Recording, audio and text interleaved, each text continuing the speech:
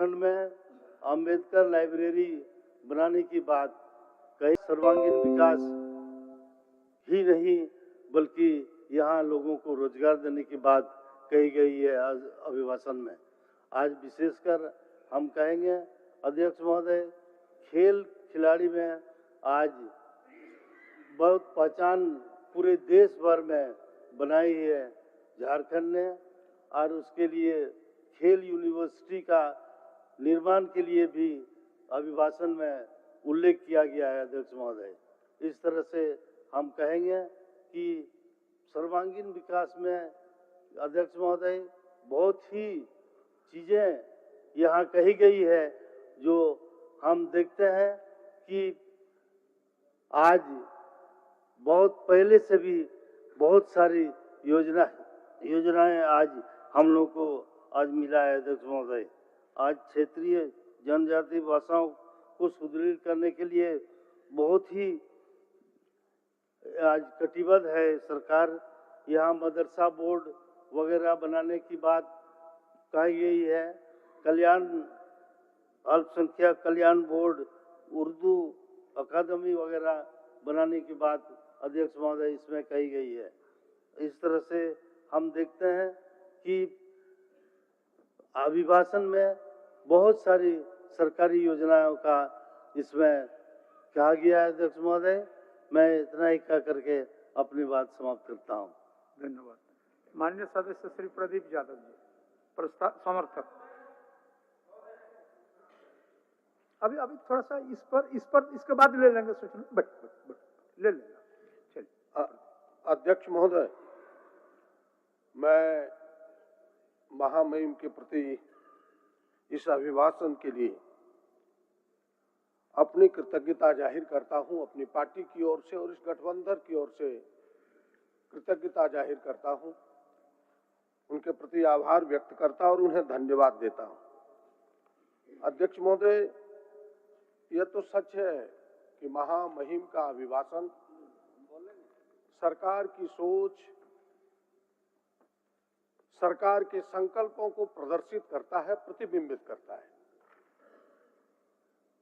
और मैं कह सकता हूं कि यह जो 8 पेजेस के 42 खंडों में यह जो अभिभाषण है, सरकार ने अपनी सोच को बड़ी दृढ़ता से अपनी इच्छा शक्ति को प्रकट किया है। उन्होंने एक रोड मैप दिया है कि भाई हम क्या करने वाले हैं। और इस किताब को कह दें आप अध्यक्ष महोदय कि यह सरकार की सोच की एक मजबूत इच्छा शक्ति का प्रकटीकरण है, तो कोई अतिशक्ति नहीं होगा। हम दूसरे शब्दों में कह सकते हैं कि यह जो बुक है कि this book of thoughts and commitment of this government, इस सरकार के कमिटमेंट को दर्शाता है अध्यक्ष महोदय। और मैं कह सकता हूं आगे कि सरकार ने जो कहने का प्रयास किया है कि हम गरीबों के लिए हैं, हम यहाँ के आदिवासी, दलित, मूल वासियों के लिए, अल्पसंख्यकों के लिए, नौजवानों के लिए, किसानों के लिए काम करना चाहते हैं। हम ऐसे लोग नहीं है कि अडानी और अंबानी के लिए काम करना चाहते हैं। और एक एक योजनाओं को उन्होंने प्रदर्शित किया है अध्यक्ष महोदय। और सरकार ने समझा कि नर की सेवा ही नारायण की सेवा है और उसी रूप में अपने कदम को आगे बढ़ाया। और आप देख सकते हैं अध्यक्ष महोदय कि यह जो 42 पन्नों का है, 42 खंडों में है, कई चीजों को सरकार ने किसानों के पक्ष में कि बिना सूद के हम उन्हें ऋण उपलब्ध कराएंगे, मजदूरों की मजदूरी 350 रुपया करने के प्रयास करेंगे, राज्य के शिक्षित नौजवानों को 60,000 शिक्षक की बहाली, 15,000 प्रधानाध्यापक, 10,000 पुलिस, 10,000 भाषाई शिक्षक बहाल करने का संकल्प दिखाया है। शिक्षा की बेहतरी के लिए एक्सीलेंस ऑफ जो स्कूल्स है, सीएम एक्सीलेंस स्कूल्स, मदरसा बोर्ड का गठन, क्षेत्रीय भाषाओं को बढ़ावा देने के प्रयास, संकल्प, ये सबको लेके साथ चलने का एक संकल्प है। राष्ट्रीय और अंतर्राष्ट्रीय खिलाड़ियों को मेडल प्राप्त करने वाले को सीधी नौकरी, यहां तक कि पत्रकारों के लिए भी विचार किया, उनके भी बीमा और पेंशन की बात कही है। साथ ही 27% ओबीसी के आरक्षण जो लटका हुआ है उसकी लड़ाई लड़ने की बात कही है। मूल वासियों के लिए थर्ड और चतुर्थ ग्रेड में तृतीय और चतुर्थ वर्ग की नौकरियों को 100% आरक्षित करने का उन्होंने कहा है।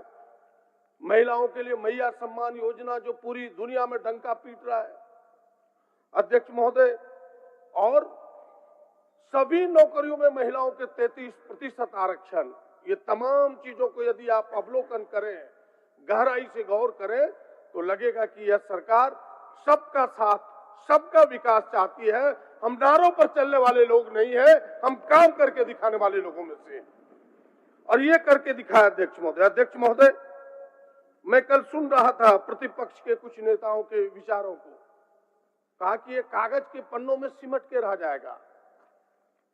अब उन्हें कहने में भी थोड़ी, मैं उन शब्द का उपयोग नहीं करना चाहता, सोचना चाहिए उन्हें। भाई हमने जो कहा हमने उसे कर दिखाया, तब तो जनता ने मेरे ऊपर विश्वास व्यक्त किया और हमें मुहर लगाया, और हम 44 से 54 आए। आप पर विश्वास नहीं व्यक्त किया, आप 24 पर घट के चले गए।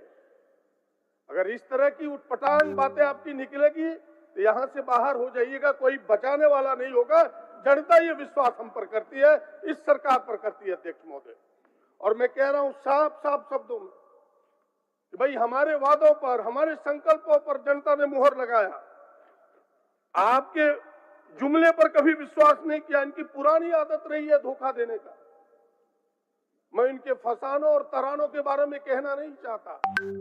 फसाना का अर्थ आप समझते हैं अध्यक्ष महोदय की कोल कल्पित कहानियों को कहा जाता है, अनेक है, उसकी चर्चा नहीं करना चाहता, पर्दे के अंदर रखना चाहते हैं, पर्दा उठाना नहीं चाहते, नहीं तो भेद खुल जाएगा। ये इनके हैं, लेकिन कुछ जो बातें हैं, इनके धोखेबाजी का एक सीरियल चला उस समय, चुनाव के समय, आपको याद होगा। एक व्यक्ति आया, वो कौन था जो इस सीरियल का अपने आप को अभिनेता कहता था? हेमंत बिस्व शर्मा। वो कौन से आदमी है अध्यक्ष महोदय? मैं एक फोटो आपको देता हूं, और हमें लगता है कि यह फोटो पूरी प्रचारित होना चाहिए। ये मोदी लॉन्ड्री योजना का ही निकला हुआ एक व्यक्ति है। मोदी लॉन्ड्री योजना के 8 व्यक्ति के पिक्चर हैं। एक कार्टूनिस्ट ने बड़े ही ईमानदारी से इस 8 पिक्चर को सामने लाया है। पहला है चंद्रबाबू नायडू, दूसरा है एकनाथ शिंदे, तीसरा है हेमंत बिस्व शर्मा, चौथा है कैप्टन अमरिंदर, पांचवा है वीएस येदियुरप्पा, छठा है प्रफुल्ल पटेल, सातवां है नारायण राणे और 8वां है अजीत पवार। तीसरे नंबर पर है वो बिस्व शर्मा साहब। उसी लॉन्ड्री में ढूल करके वो आए।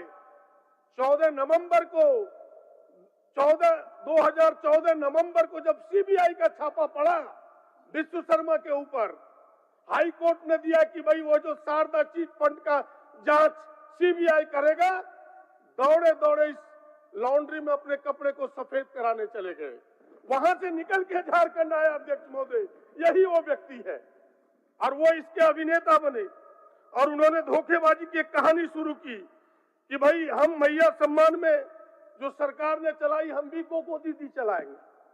उसकी तारीख फिक्स कर दी उन्होंने, धोखा देने के लिए झारखंड के मां बहनों को।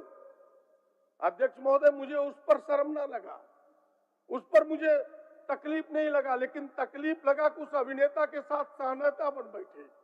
मैं बाबूलाल जी के प्रति बड़ी आदर करता हूं, उनके साथ काम करने का लंबा समय तक मौका मिला है। ये भी उनके सहयोगी बन गए। और एक फोटो आपके सामने देना चाहता हूं अध्यक्ष महोदय, ये है बाबूलाल जी का फोटो। जरा देखिए इस फोटो को, गौर कीजिए। उन्होंने कहा कि हम कोको दीदी भर के दिखाएंगे, सरकार को हिम्मत है तो पकड़ के दिखाओ। बताइए ये क्या है? ये क्या है अध्यक्ष मोदी? ये धोखा नहीं तो क्या है झारखंड के लोगों के साथ? इसीलिए झारखंड के महिलाओं ने, झारखंड के नौजवानों ने, झारखंड के पुरुषों ने कहा कि भाई एक गाना आप सबको पता होगा साजन चला ससुराल में कि तुम तो धोखेबाज हो, तुम पर हम विश्वास नहीं करते। उस गाने को अगर आपको याद होगा अध्यक्ष महोदय, तो मैं उस गाने को कहना नहीं चाहता, लेकिन इतना जरूर कहना चाहता अध्यक्ष महोदय कि तुम तो धोखेबाज हो, वादा करके भूल जाते हो। ये गाना खूब चला उस समय कि तुम्हारे ऊपर विश्वास नहीं है। मुझे विश्वास है हेमंत जी पर, मुझे विश्वास है गठबंधन पर, कांग्रेस पर, झारखंड मुक्ति मोर्चा पर, आरजेडी पर, इस गठबंधन पर विश्वास है और विश्वास व्यक्त करके 54 सीटों पर पहुंचा दिया। कांग्रेस पर इससे भी बात ना बनी अध्यक्ष महोदय, तो इन्होंने यहां दंगा फसाद कराने का प्रयास किया। मान्य सदस्य कंक्लूड करिए। हो नहीं, मेरा 25 मिनट है अध्यक्ष महोदय। आपका और कोई बोलेंगे नहीं? नहीं, 25 मिनट है अध्यक्ष महोदय मेरा। चलिए बोलिए। अभी तो 10 मिनट भी नहीं हुआ। मैं कांग्रेस से और बोलने वाला नहीं, 25 मिनट है, मैं अकेले बोल रहा हूँ अध्यक्ष महोदय। चलिए, इसलिए मैं आपसे कह रहा था इस आपका दल का समय इसमें जोड़ दें। जी जी, इसलिए मैं कह रहा हूँ अध्यक्ष महोदय, इससे बात ना बनी तो पूरे राज्य को दंगों की आग में झोंकने का प्रयास। घुसपैठिया क्या है? जरा घुसपैठिया की बात कहने वालों से पूछिए कि बॉर्डर की सुरक्षा किसके जिम्मे है? कौन करता है बॉर्डर की सुरक्षा? भारत सरकार की जिम्मेवारी है, गृह मंत्री जी की जिम्मेवारी है। अगर घुसपैठिया एक भी आया तो असफलता किसकी है? ये गृह मंत्री यहाँ जवाब दे और उनके नुमाइंदे यहाँ जवाब दे। यह सफलता आपकी है। आप घुसपैठ के नाम पर दंगा कराना चाहते हैं अध्यक्ष महोदय। ये माँ की बेटी रोटी का नारा दिया इन्होंने। मणिपुर कभी नहीं गए इनके अमित शाह जी, गृह मंत्री जी दौड़ दौड़ के झारखंड आए। मणिपुर इन्हें याद नहीं आता जहां बेटियों को नंगा करके घुमाया जाता है, आदिवासी बेटियों को नंगा करके घुमाया जाता है, वो उन्हें शर्म नहीं लगता। और यहाँ की बातें करते हैं कि रोटी बेटी माटी की बात करते हैं अध्यक्ष महोदय। अध्यक्ष महोदय, सवाल ये है, कितने भद्दे भद्दे नारों टी शर्ट पर दिया गया कि बटोगे तो कटोगे, बटोगे तो कटोगे। ये नारे क्या थे अध्यक्ष महोदय? ये नारा यही था कि इस राज्य को हिंदू मुसलमानों में तफरका पैदा करो, लोगों को इस दंगे की आग में झोंक दो और वोट ले लो। ये ऐसे लोग करने वाले लोग हैं। लेकिन जनता यहां समझ गई, यहाँ के नौजवानों ने समझा कि हम बिरसा के पुजारी हैं, हम सिद्धो कानू के पुजारी हैं, हम गांधी के पुजारी हैं, टाना भगत के पुजारी हैं, हम गौडसे के लोगों के हाथों में झारखंड कतई नहीं दे सकते। इसलिए इन सीटों को लाके हमें दिया है, 54 तक पहुंचा अध्यक्ष महोदय। कहानी यहां से शुरू होती है अध्यक्ष महोदय। देश की सत्ता पर बैठे हुए लोगों की जिम्मेवारी बनती है। क्या जिम्मेवारी बनती है? कि देश की धर्मनिरपेक्षता, देश की अखंडता को मजबूत करे। ये उल्टे करते हैं। ये देश की धर्मनिरपेक्षता को ये कमजोर करना चाहते हैं, देश की अखंडता को कमजोर करना चाहते हैं। मुझे वो गीत याद आता है किशोर कुमार जो आज रहे नहीं, कि चिंगारी यदि भड़के तो सावन उसे बुझाए और सावन ही आग लगाए तो उसे कौन बुझाए। कहानी यही प्रारंभ होती है अध्यक्ष महोदय। ये चिंगारी बुझाने वाले लोग नहीं, चिंगारी भड़काने वाले लोग हैं। इसीलिए मैं आपसे कहने के लिए आया हूं। आपके ध्यान में होगा अध्यक्ष महोदय, इन्होंने थोड़े दिन पहले इनके लोग जो अपने प्रस्तावना है संविधान का, उस प्रस्तावना को भी बदलने के लिए सुप्रीम कोर्ट का इन्होंने गुहार लगाया कि इसमें जो धर्मनिरपेक्षता शब्द है और समाजवाद, उस शब्द को हटाया जाए। सुप्रीम कोर्ट के जो कमिटमेंट्स आए, जो कमिट रहा है अध्यक्ष महोदय, जो उनके विचार आए हैं, वो विचार बड़े स्पष्ट है। वो विचार की कॉपी में आपके अवलोकन के लिए भेजता हूं। आप इसे जरूर पाठ बनाएं अध्यक्ष महोदय, आप इसे जरूर पाठ बनाएं।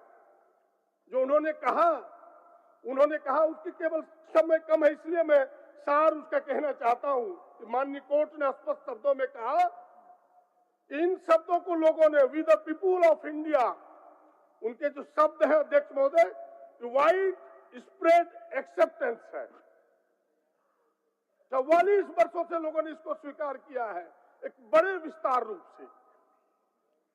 अब इस प्रकार की चीजों को क्यों ये हटाना चाहते हैं, इसकी मंशा क्या है, ये जगजाहिर हो गया अध्यक्ष महोदय। आर्टिकल 52 क्या कहता है, ये संविधान मानने वाले लोग नहीं है। आर्टिकल 52 कहता है अध्यक्ष महोदय इस संविधान का, इस देश का एक राष्ट्रपति होगा जिसमें कार्यपालिका की सारे अधिकार निहित होंगे और वो देश का पहला नागरिक होगा। ये संविधान का आर्टिकल कहता है अध्यक्ष महोदय। लेकिन आपको मैं एक चित्र देना चाहता हूं सामने, आप इस चित्र को देखें जरा। देखिए प्रधानमंत्री बैठे हुए हैं, किशोर जी जरा ध्यान दीजिए, प्रधानमंत्री बैठे हुए, राष्ट्रपति खड़े हैं, जरा देखें आप इसे। राष्ट्रपति खड़े, क्या ये संविधान का उल्लंघन नहीं है? आर्टिकल 52 का उल्लंघन नहीं है? ये जो 52 संविधान का आर्टिकल 52 है, क्या कहता है? राष्ट्रपति सर्वोपरि होगा देश का। और देखिए इस चित्र में महामहिम खड़ी है। मैं मानता हूं कि आडवाणी जी मजबूर है, बैठे हुए हैं। प्रधानमंत्री जी आप किस मजबूरी से बैठे हैं?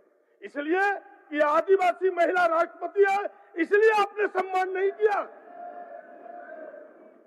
इसलिए इतनी हिम्मत आपने दिखाई कि राष्ट्रपति को खड़ा करके आप बैठे रह गए। अध्यक्ष महोदय, ये इस संविधान को मानने वाले लोग नहीं है। इन्हें विश्वास किस पर है?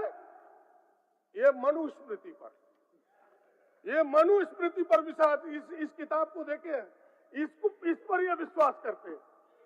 इनके संविधान पर विश्वास नहीं करते अध्यक्ष महोदय। और देश के आजादी में लड़े हुए पुरखों को मैं बधाई देना चाहता हूं, हृदय से आभार व्यक्त करता हूं, उन्हें प्रणाम करता हूं 100 बार कि हमें ये संविधान दिया, जिस कारण से हम सब बोल पाते हैं, हम सब यहां तक पहुंच पाए। वरना ये तो इसी मनुस्मृति को लेकर चलते। उसके केवल एक खंड को आपको पढ़ के सुनाता हूं अध्यक्ष महोदय। मनुस्मृति के 4 अध्याय का 80 और 81 श्लोक को मैं पढ़ता हूं अध्यक्ष महोदय कि न शूद्राय मति दद्यात्, न उच्छिष्टम हवि कृष्टम, न च अस्य उपदेशे धर्म, न च अस्य व्रतम आदिशेष। और दूसरा है यो ही अस्य धर्ममाचेष्टे यह च एव आदि सती व्रतम स्वसमृतम नाम तम स्वतनेव मज्जात। यानी कह रहा है इस सूत्र को सुनने का तो दूर, उसको कोई उपदेश भी नहीं दे सकता धर्म का। जो उपदेश देगा उसको धर्म का, वो भी उसके साथ नरक का भागी बनेगा। इसके ये समर्थक है, ऐसे लोग हैं ये संविधान को मानने वाले लोग नहीं है अध्यक्ष महोदय। और मैं कहना चाहता हूं कि यहाँ संविधान की लड़ाई हम सब हेमंत सोरेन के नेतृत्व में लड़ रहे हैं, और पूरे देश में संविधान को बचाने की लड़ाई राहुल गांधी के नेतृत्व में हम सब लड़ रहे हैं। हो गया संविधान को माननीय सदस्य, हो गया आपका समय। नहीं अध्यक्ष महोदय, है समय, आप देखें, हो गया समय है, हो गया समय आप देखें। आप हो गया। हाँ, बस 2 मिनट आपका ले रहा हूँ अध्यक्ष महोदय। 1 मिनट में समाप्त करिए। नहीं, 25 25 मिनट है, अभी 23 मिनट, अभी 11:23 हुआ अध्यक्ष महोदय, अभी 11:23 हुआ। आप देखिए, आप बैठे, चलिए 11:23 हुआ अध्यक्ष महोदय। इन्हें लोकतंत्र पर विश्वास नहीं, ये सकारात्मक बातों को कहते नहीं। आपने देखा जब ये चुनी हुई सरकार किस प्रकार IT, ED से इन्होंने तंग किया था, वो तो हेमंत जी की हिम्मत थी जो हम सब लौट के आए अध्यक्ष महोदय। अध्यक्ष महोदय, मैं आपके आग्रह को मानते हुए इतना जरूर कहना चाहता हूं कि ये लोग फिर से हमें तंग करेंगे, फिर से हमें परेशान करेंगे, लेकिन हम सब डरने वाले लोग नहीं है। बस आज की मौसम में, आज के समय जो माहौल इन्होंने बनाया है पूरे देश में, जो जनता की पुकार है, 4 पंक्तियों को कह करके मैं आप अपने विचार को विराम दूंगा अध्यक्ष महोदय। कि वक्त आया है, इन 4 पंक्तियों से अभिव्यक्त करता हूं। उठो अब गौतम समाधि को छोड़ो, उठो अब गौतम समाधि को छोड़ो, उतर आओ ईसा सलीबों को तोड़ो, अब आओ मोहम्मद कहो फिर से कूड़ा कि फिर से मोहब्बत को भूला है इंसान। अब आओ नानक निधेवान बनकर चले आओ अब तो हिमालय से शंकर के फिर जहर को इस जमीन से मिटाओ। ये पीरो, ये फकीरो, ये विरसा, ये सिद्धो सभी लौट आओ। अब एक साथ सबको मोहब्बत सिखाओ। हे माधव अभी मत से बंसी बजाओ। अभी सिर्फ हमको ये हासिल नहीं है। उठो हम सफीरों, ये मंजिल नहीं है। अध्यक्ष महोदय, इन्हीं चंद बातों के साथ कि माननीय सदस्य हमलाल मुर्मू जी, सामने सरकार ने रखा है, उनको केवल एक सुझाव देते हुए कि सारी बातें आई है, लेकिन जाति जनगणना सरकार ने पहले से संकल्प लिया है, वो जाति जनगणना हो। इन्हीं सुझावों के साथ आपको साधुवाद और अपने महामहिम राज्य के पाल के प्रति फिर से एक बार कृतज्ञता व्यक्त करते हुए गठबंधन की ओर से धन्यवाद, नमस्कार, जोहार। हमलाल मुर्मू जी।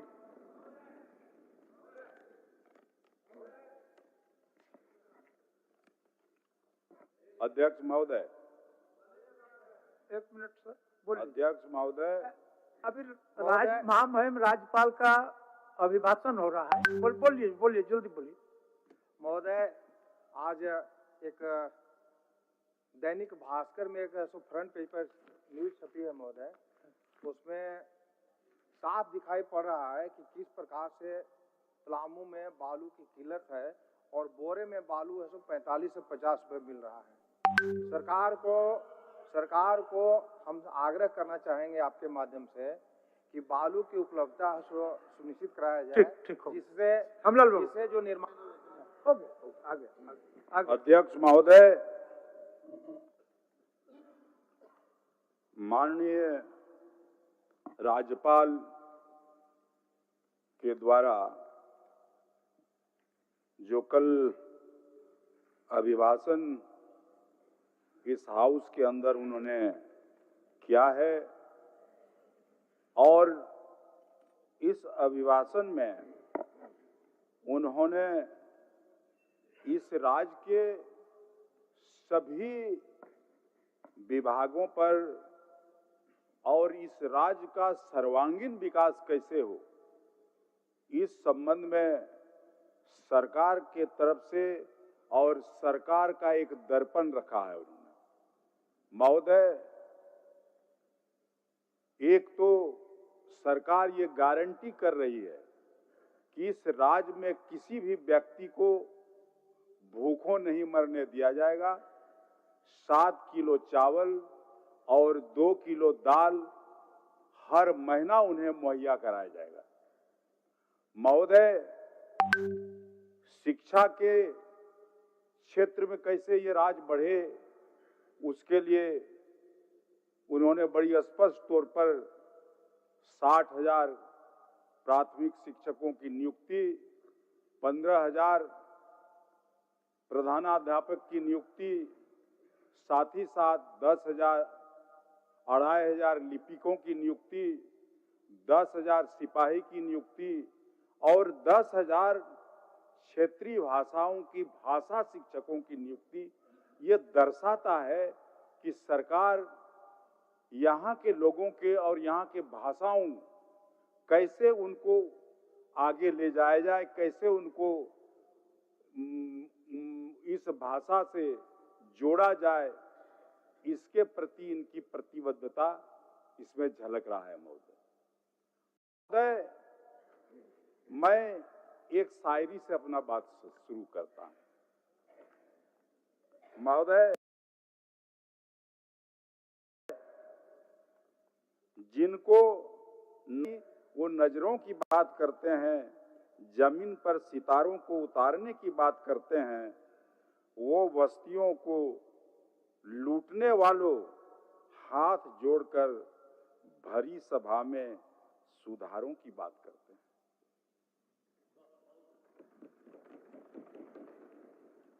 महोदय, मैं ये बात इसलिए कहना चाहता हूं,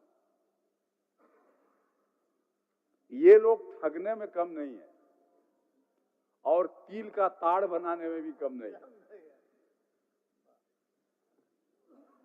माननीय सदस्य स्टीफन मरांडी के क्षेत्र में गाय बथान एक जगह है, उसको रण क्षेत्र बनाया कुरुक्षेत्र बनाया और बड़े बड़े नेता आए और लगा कि आदिवासी और अल्पसंख्यकों के बीच में लड़ाई वहीं से शुरू करा दिया जाए, ताकि इधर एक तरफ घुसपैठिया का बात, इधर एक तरफ आदिवासियों को शोषण करने की बात, जमीन छीनने की बात। उसका नेतृत्व इन्हीं का एक नेता मिस्त्री सोरेन जी थे। और जानते हैं महोदय, उस रण क्षेत्र को जिस ढंग से माननीय मुख्यमंत्री हेमंत सोरेन जी गए, 2 लाख से ज्यादा लोग जुटे और इस खाई को पाटने का काम किया और ईलों के मंसूबे पर पानी डालने का भी काम किया। और उस मिस्त्री सोरेन जब चुनाव में खड़ा हुआ, वहां स्टीफन बाबू जीते, उस गायबथान बूथ में उसको कितना वोट मिला? 1 वोट मिलता है। ये स्थिति है। इसलिए महोदय, इन लोगों की बात को तो बड़ा गजब बात है। क्या कहा जाए, ये लोग दावा ठोका था 65 पार। इस बार लोग बोला कि 65 के ऊपर हम लोग जाएंगे। यहाँ के जनता का नब्ज कोई लोग नहीं टटोल पाता। यहाँ के लोगों को ये लोग समझ नहीं पाता। थोड़ा बहुत बाबूलाल मरांडी जी, चंपई सोरेन जी समझने का प्रयास किया, ये लोग कहां से करेगा? ऊपर से ये लोग पूरे संगठन को हाईजैक कर लेता है। ऊपर से बड़े बड़े नेता आए और अपने ढंग से उन लोगों ने यहाँ के संगठन को चलाया। कैसे चुनाव लड़ा जाए उसकी बात की, और वो 65 पार क्या हुआ महोदय? है 65 पार, न्यूरिना न्यूरिना न्यूरिना न्यूरिना न्यूरिना न्यूरिना, संथाली में बोलता है गिरना। गिरते गिरते गिरते गिरते गिरते गिरते गिरते गिरते गिरते गिरते गिरते गिरते गिरते गिरते गिरते कहां आया? खजूर में भी नहीं अटका और बबूल में लटका। आ गया 21 पर। तो इसलिए इन लोगों को गंभीरता से सोचना चाहिए कि झारखंड की जनता आप लोगों पर विश्वास नहीं करती, या झारखंड की जनता के मनोदशा को, मनोवृत्ति को आप लोग परख नहीं पाते हैं। इसीलिए आपको, हमको लगता है इस राज्य की जनता 10 से 15 वर्ष तक आपको उधर ही बैठने के लिए पसंद जनता कर रही है कि आपको उधर ही बैठने, इधर बैठने का मौका नहीं देगी। इसीलिए महोदय, हम कहना चाहेंगे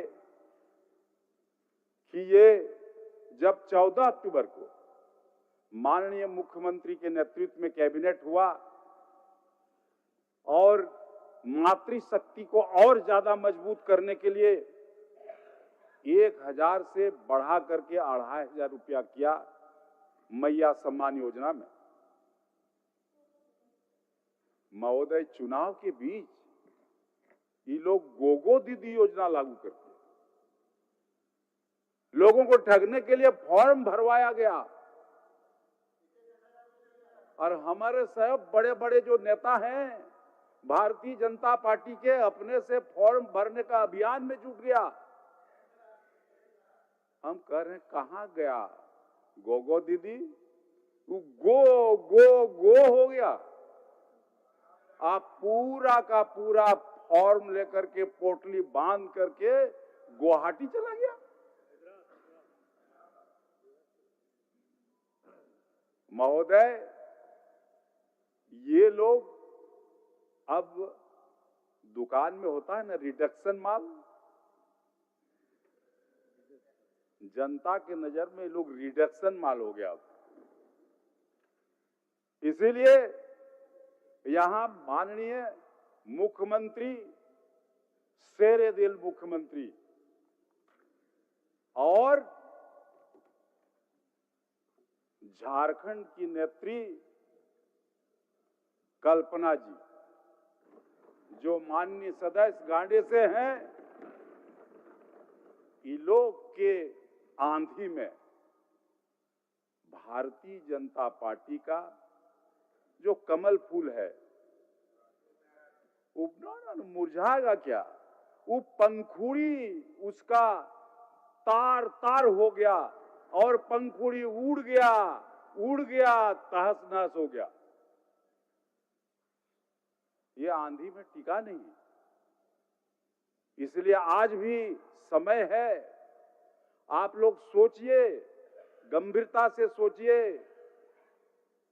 और पता नहीं हमारे इतना अच्छे दोस्त थे हमारे छोटे भाई चंपाई सोरेन जी, किधर से इसको कौन सा भूत लगा, ये आखिर भाग गया उधर।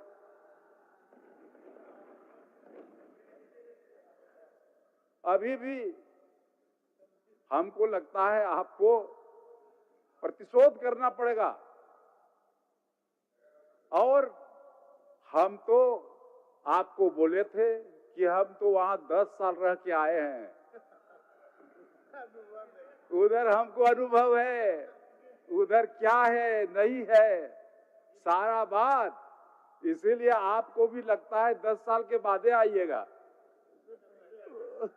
इसीलिए हम तो यही कहेंगे कि भारतीय जनता पार्टी यहाँ ना आदिवासी समझ पाती है और न पार्टी आदिवासियों को समझ पा रही है।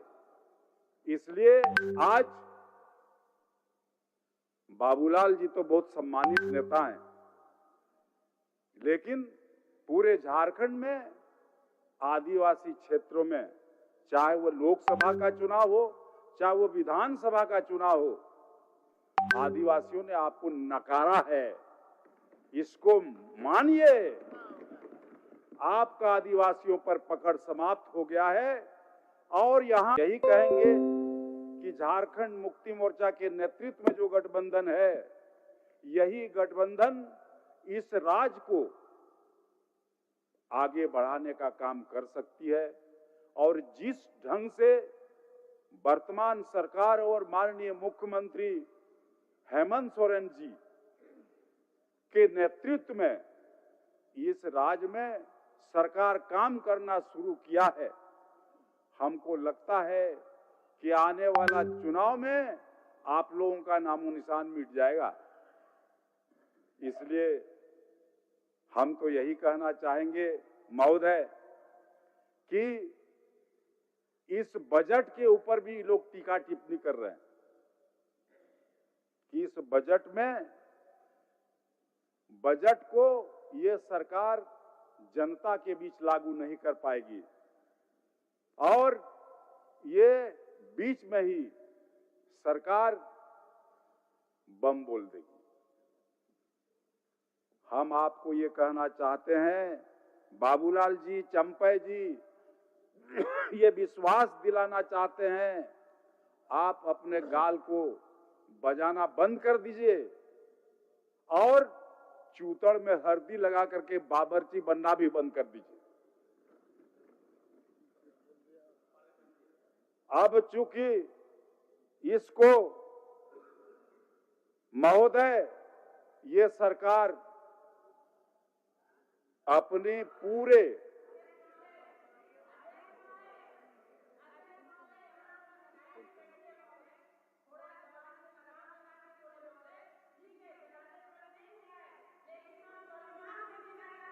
अच्छा बैठो बैठो, चलिए हमलाल बाबू बोलिए,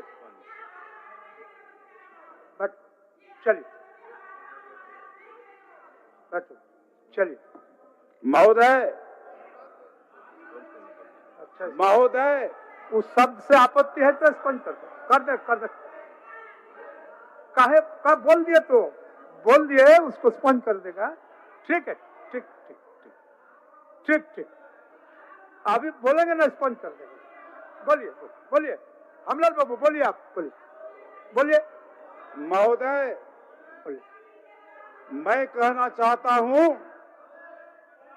कि ये सरकार हो गया, बोल दिए तो इस राज्य के सर्वांगीण विकास के लिए, इस राज्य के सर्वांगीण विकास के लिए काम करेगी और निश्चित रूप से इस राज्य को आगे बढ़ाने का काम करेगी। महोदय, ये अभी हम दिखवा रहे हैं संसदीय शब्द है या नहीं। अगर नहीं है तो स्पंज कर देगा, बोल दिए तो स्पंज कर देगा, तो बोल दिए। चलिए बोल, बैठिए। आज अभी हम लोग को 5 साल रहना है, 5 साल रहना है। बैठिए। हो गया हमलाल बाबू, हो गया आपका जी। माननीय सदस्य बाबूलाल मरांडी जी, हो गया भाई, स्पंज करवा दिए।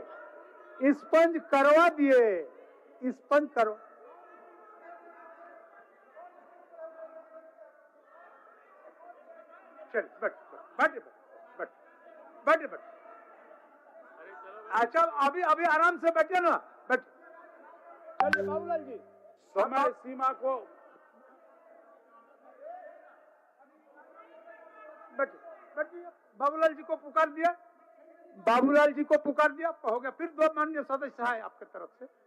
बाबूलाल जी चलिए, बाबूलाल जी का भाषण हो रहा है।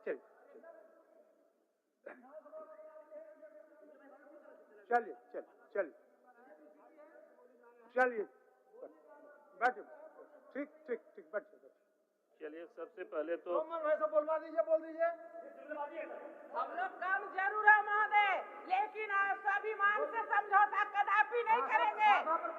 और अगर भाषा पे कंट्रोल नहीं होगा महोदय, तो बर्दाश्त नहीं करेंगे महोदय। ठीक है, बोलिए।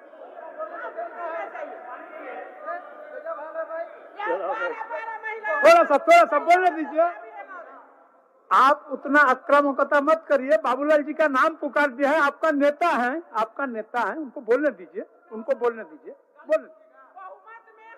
ठीक, सब समझ गए मैडम। बाबूलाल जी को आसन से पुकारा गया, उनको बोलने दीजिए।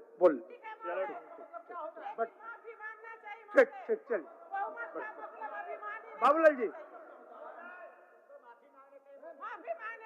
चलिए। उसको स्पंज कर दिया तो फिर माफी का क्या सवाल है? क्या बोला? नहीं बैठेंगे। क्या बोला है? वो गंदा वर्ड यूज किए हैं, नहीं बैठेंगे जब तक माफी नहीं मांगे। आप इसको दिखवा लीजिए। दिखवा लिए। अगर असंसदीय शब्द है तो उसको स्पंज कर दिए भाई। चलिए बैठिए। ठीक है, सुन लीजिए अध्यक्ष महोदय। बोलिए। एक मिनट महोदय, इस सदन में 12 महिला सदस्य अभी बैठी है महोदय। जनादेश को हम स्वीकार करते हैं, उसका मतलब हम अपमानित महसूस नहीं कर रहे हैं महोदय। हम स्वाभिमान के साथ जीना चाहते हैं। अगर कोई भी सदस्य महिलाओं के प्रति अपमान करेगा महोदय, ये कदापि बर्दाश्त नहीं करेंगे। और जब तक माननीय सदस्य माफी नहीं मांगते हैं, हम नहीं बैठेंगे महोदय। और अगर महिला सदस्य नहीं साथ देती है, हम अकेले यहाँ रहेंगे महोदय। माफी मंगवाइए महोदय, नहीं बैठेंगे। चलिए बाबूलाल जी बोलिए। बैठिए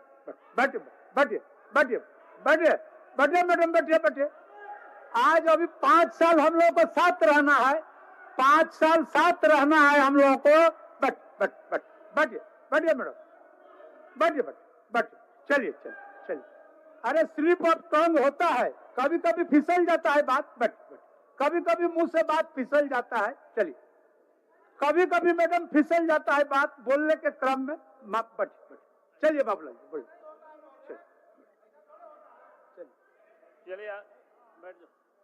चलिए अध्यक्ष महोदय, पहले तो आपको बोलने के लिए बहुत बहुत धन्यवाद देता हूं, और साथ ही राज्य के महामहिम राज्यपाल के प्रति भी मैं आभार व्यक्त करता हूं। अभी हमने सुना, और मैं इतना जरूर आपसे आग्रह करूंगा, क्योंकि कोई भी सदस्य और सीनियर सदस्य किसी के बारे में भी अपशब्द का प्रयोग ना करे, इसका आपको ख्याल रखना ही पड़ेगा। क्योंकि सदन को चलाना आपकी जिम्मेवारी है, तो आप इन बातों को मजबूती से आपको इसका पालन करना। मैं अपनी बात को बहुत ही संक्षिप्त में, चूंकि हमारे साथ और भी एक वक्ता को मैंने कहा है बोलने के लिए, इसलिए मैं अपनी बात को संक्षिप्त में ही कहूंगा। एक तो बहुत जनादेश के बारे में जिस प्रकार से कहते हैं कि उपहास उड़ाया गया, लेकिन मैं इतना जरूर कहूंगा कि विधायक को जानकारी होनी चाहिए कि आज भी भारतीय जनता पार्टी सीख है, अंक गणित के मामले में हम पीछे रहे, लेकिन 33% से अधिक वोट हमने भी लाया है इतनी बड़ी तादाद में राज्य की जनता का। नहीं, माफी मंगवाइए सर। अरे ठीक है ना, बात अब मैडम मैडम ऐसा नहीं, ऐसे में नहीं होता है मैडम ऐसा नहीं, ऐसा नहीं मैडम वैसे नहीं, बोलने दीजिए, अपने नेता को बोलने दीजिए, अपने नेता को बोलने दीजिए, आप अपना नेता का बात सुनिए तो सुनिए। ठीक ठीक, क्या यूज किया है वो, क्या अध्यक्ष महोदय, क्या कुछ नहीं, बहुत गंदा नहीं है, हम दिखवा लेते हैं। अगर गंदा होगा और संसदीय शब्द होगा, अनपार्लियामेंट्री वर्ड होगा तो हम उसको स्पंज करवा देंगे, हम तो बोल दिए हैं। हो गया आपका बात तो मान लीजिए, चलिए नहीं चलिए, माफी नहीं, चलिए स्पंज हो गया तो स्पंज हो गया, विषय समाप्त हो गया, विषय समाप्त हो गया। मैडम उतना आक्रामक मत होइए, उतना आक्रामक मत होइए, बट अरे आप मातृशक्ति हैं, आप सहिष्णु हैं, सर्वं सहा हैं, आप सब तरह हैं, बैठिए तो हो ठीक। चलिए बोलिए बाबूलाल जी, बोलिए बोलिए बैठिए ना इरफान जी बैठिए आप, ओह बैठिए ना, बैठिए ना इरफान जी, बैठिए ना, बैठिए, बाबूलाल जी को बोलिए, बोलिए बोलिए बाबूलाल जी बोलिए। तो हम कह रहे थे कि आज भी जहां भारतीय जनता पार्टी को 33.37% वोट आया और वहीं कांग्रेस पार्टी को मात्र 15.56% वोट आया है। मैं इसलिए इस बात का उल्लेख कर रहा था कि जिस प्रकार से जनादेश बारे में अभी जो चर्चा की है, लगा कि एकदम भारतीय जनता पार्टी या एनडीए गठबंधन वॉश आउट हो गए, तो मुझे लगता है कि इतना इस प्रकार से बोलना, और आज भी लगा जो जिन मुख्यमंत्रियों का नाम लिए, जो कि यह सदन में लोग नहीं है, बाहर है, लेकिन लगता है कि उनका खौफ आज भी सरकार पर साफ साफ दिखाई पड़ रहा है, क्योंकि उनको लगता है कि उन सारे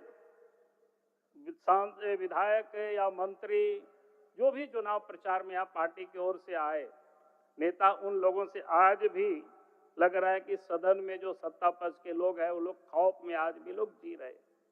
तभी उनको इतनी प्रमुखता से जो चुनाव प्रचार का काम होता है, हर पॉलिटिकल पार्टी करते, आप भी करते, हम भी करते हैं, सभी दल करते हैं, लेकिन आज जिस प्रकार से खौफ देखा तो वो स्पष्ट है। और एक बात मैं कहूंगा कि अभी इन्होंने एक चर्चा की मणिपुर की, मैं तुरंत इनको याद कराता हूं कि आप झारखंड राज्य में ही आपका पश्चिम सिंहभूम के चाईबासा में गुदड़ी जाने से लोग वहां कतरा रहे हैं, होटल, बाजार, बैंक सब में वहां सन्नाटा छाया हुआ है। पिछले दिनों आप सब ने देखा कि वहां सेंधरा करके लोगों को मारा जा रहा है। ये परिस्थितियां कब पैदा होती है? जब पुलिस अपना काम करना छोड़ देती है। इसलिए मैं सरकार से आग्रह जरूर करूंगा अध्यक्ष महोदय कि अगर कानून को अपने हाथ में जनता ले रही है और सेंधरा कर रही है, इसका मतलब झारखंड की पुलिस है बिल्कुल वो कोई काम के नहीं रह गई है। और ये मणिपुर की बात कर रहे हैं, तो मैं तो कहूंगा कि सरकार के मंत्री को उन क्षेत्रों में जाना चाहिए, वहां देखना चाहिए।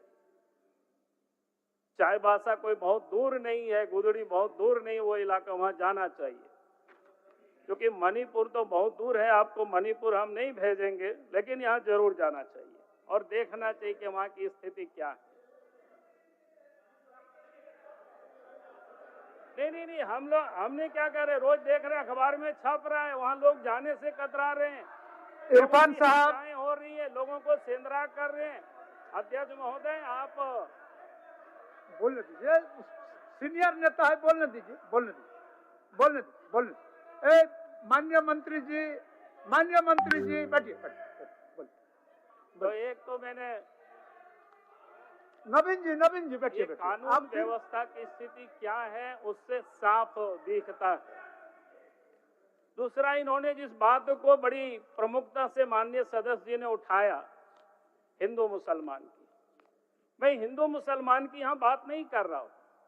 मैं कह रहा हूं कि डेमोग्राफी झारखंड में जिस प्रकार से बदला है वो सबके लिए चिंता का विषय है, और उसमें से सबसे अधिक अगर कोई प्रभावित होंगे सीधा पहला तो वो आदिवासी समाज के लोग होंगे।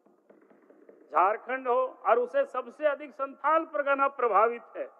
अगर मैं डेमोग्राफी का एक छोटी सी आंकड़ा में कहूं तो 1951 में जहां 35% एसटी थे, 35% से अधिक थे, वहीं पर 2011 में मात्र 26% है झारखंड में। आखिर हमारी आबादी कहां कम हुई?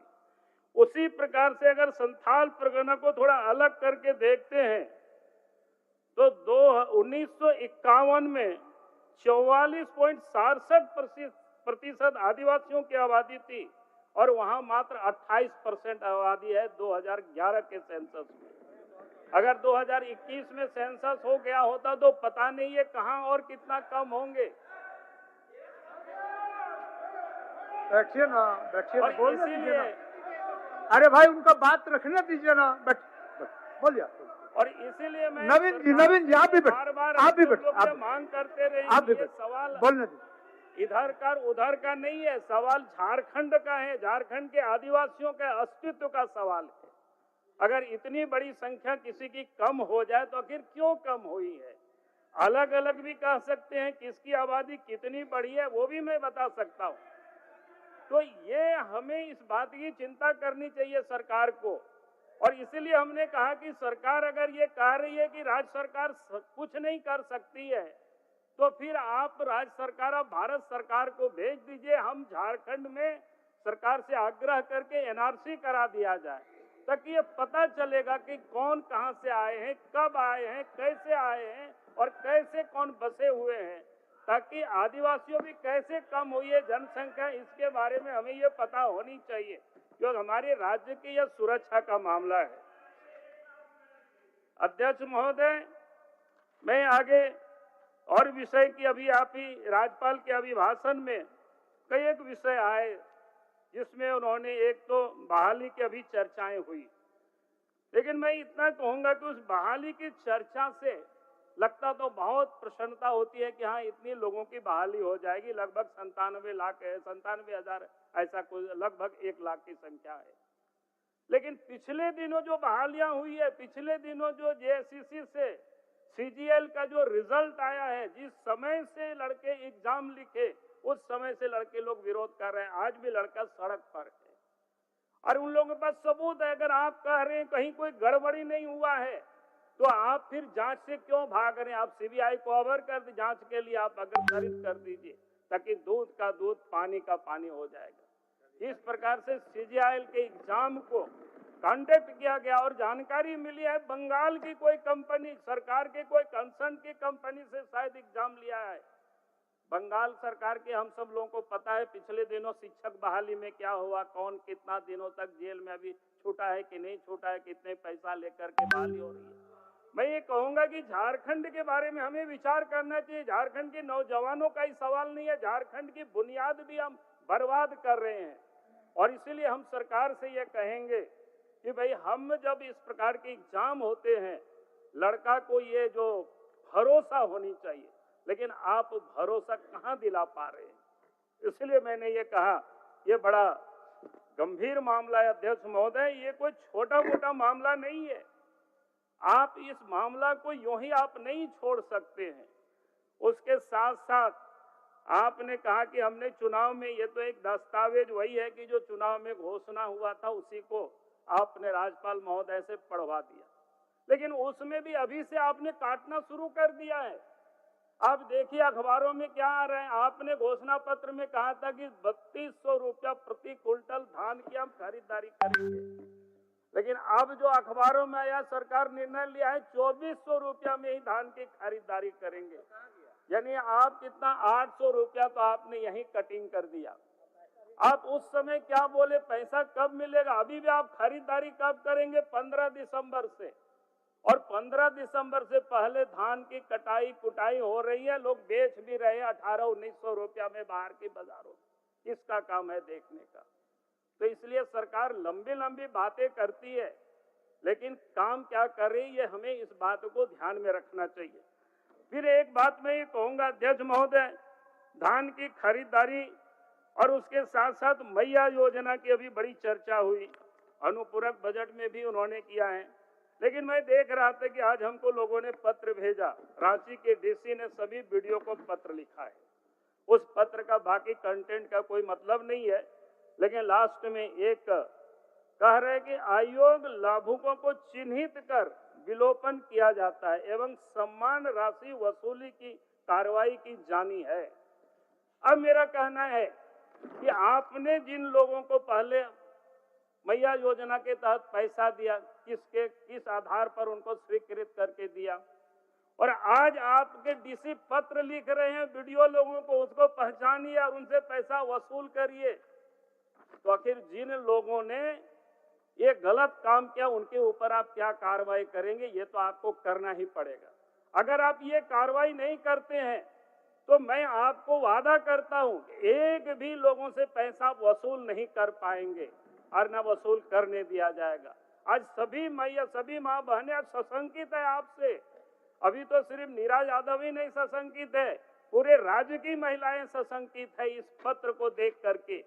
या आपके पास भी होगा, आप मंगा लीजिएगा डीसी से।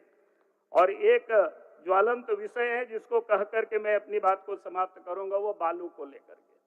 मैंने इसी सदन में कई एक बार पिछले सत्र में भी खड़े होकर के मैंने कहा था कि भी सरकार अगर नीलामी नहीं कर पा रही है तो कम से कम झारखंड में गृह निर्माण के लिए जो बालू घाट की नीलामी नहीं होने तक उसको आप फ्री कर दीजिए। लेकिन आप फ्री भी नहीं कर रहे हैं, पुलिस परेशान कर रहा है, पकड़ रहा है लोगों को, तंग कर रहा है। आज भी मैं सरकार से निवेदन कर रहा हूं और मुझे उम्मीद है जब मुख्यमंत्री अपने उत्तर देंगे तो उस समय उनको राज्य की जनता को आश्वस्त करना चाहिए किस प्रकार से बालू घाट लूटा जा रहा है। आपने अभी आवास की भी बात की, अब वो आवास प्रधानमंत्री आवास बनते हैं, उनको भी बालू नहीं मिलता है। हमने जो उसके पता लगाए तो आप हम 2 लाख रुपया देते हैं, लेकिन उनको घर बनाने में 2 लाख से अधिक रुपया पड़ता है, 2.5 लाख रुपया करीब पड़ता है। और उसमें भी बालू में उनको 30,000 रुपया से अधिक पैसा लग रहा है। और इसलिए मैं कहूंगा कि कुछ नदी तो ऐसा है, हम जहां से आते हैं वहां सकरी नदी है, मायका का डस्ट है, वहां की बालू कहीं बिकता भी नहीं है।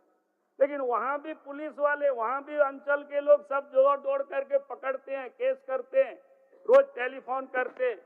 तो इसीलिए मैं आज सरकार से चाहूंगा जब जवाब सरकार दे तो इन बातों की ओर ध्यान रखे, क्योंकि हम जनता को जितना सहूलियत हम दे सकते हैं, जितना को हम सुविधा दे सकते हैं, ये हमें करना चाहिए। बाकी विषय पर मैं इतना ही कह करके अपनी बातों को समाप्त करता हूं और आपको बहुत बहुत धन्यवाद। माननीय सदस्य 3 मिनट। नमन बिस्कल कोंगाड़ी 3 मिनट के अंदर बोले। देखिए निर्धारित समय है 2 घंटा। 2 घंटा में सबको चर्चा कराना है और अनावश्यक समय को बर्बाद कर दीजिएगा तो फिर चर्चा का समय घटेगा। बाबूलाल मरांडी जी ने कहा कि उनको 33% वोट मिला प्रदेश से और कांग्रेस को कितना मिला?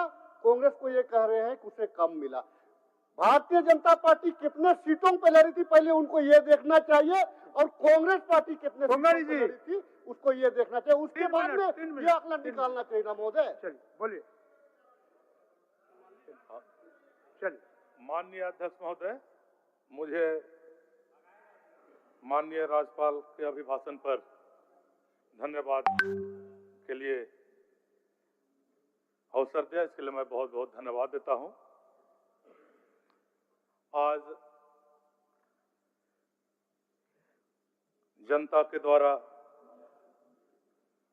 प्रचंड जनादेश के लिए मैं हमारे झारखंड की जनता को भी धन्यवाद देता हूं, जिन्होंने बहुमत की सरकार को दिया है और हमारे माननीय राज्यपाल जी के द्वारा जो उनका अभिभाषण हुआ उसमें जन भावनाओं और जन आकांक्षाओं के अनुरूप जो हमारी सरकार कार्य करने वाली है और पहले की थी, उसके लिए हम संकल्पित है और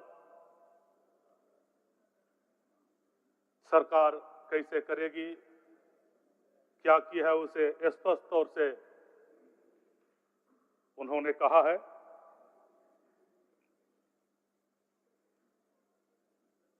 करीब सभी मुद्दों पर हमारे पक्ष के साथियों ने अपनी बातों को रखा है। मैं सिर्फ इतना बता देना चाहूंगा कि हमारी सरकार ने जो युवाओं के लिए रोजगार के अवसर जो देने के लिए जो घोषणाएं की हैं, जो राज्यपाल के द्वारा आया है, वह निश्चित तौर से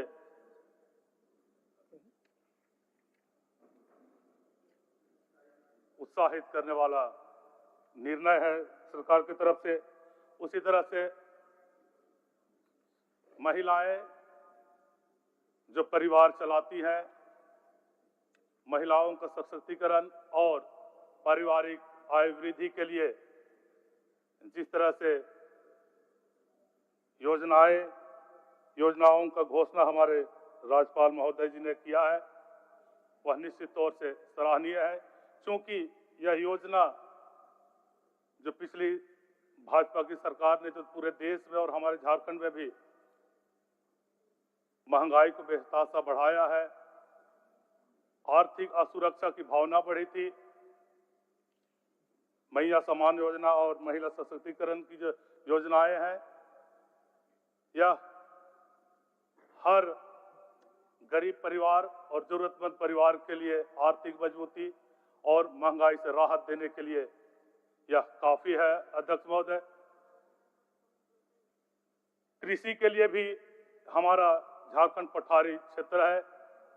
नदियों से, डैमों से लिफ्ट इरिगेशन कराने के लिए 10,000 करोड़ की बातें कही गई है। इसके संबंध में मैं सरकार से आग्रह करूंगा कि जो हमारे पास पहले से एक योजना है, पहले बिहार के समय में झालको था, और भालको था, अभी झालको है, उस योजना को पुनर्जीवित करने की आवश्यकता है। अध्यक्ष महोदय, किसान के साथ साथ मजदूरों के लिए भी जो मनरेगा है, मजदूरों को बहुत कम मजदूरी मिलती थी, केंद्र सरकार इसमें बहुत उदार नहीं थी।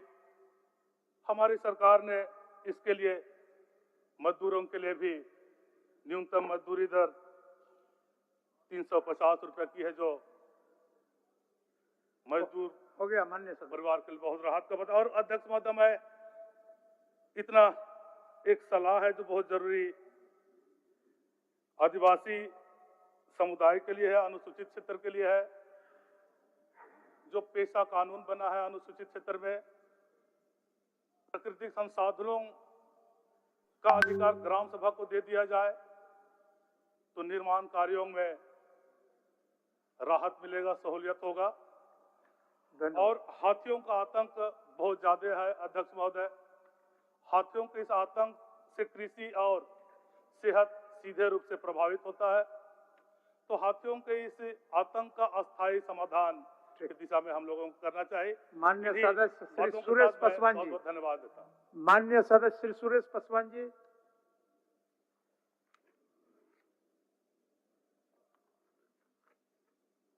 माननीय अध्यक्ष महोदय, माइक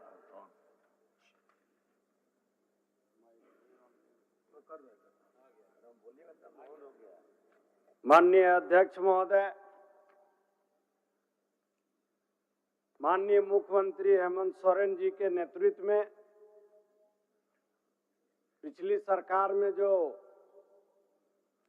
विकास हुआ है, काबिले तारीफ हुआ, जिसका परिणाम इस बार राज्य के जनता माननीय हेमंत सोरेन को पुनः जो है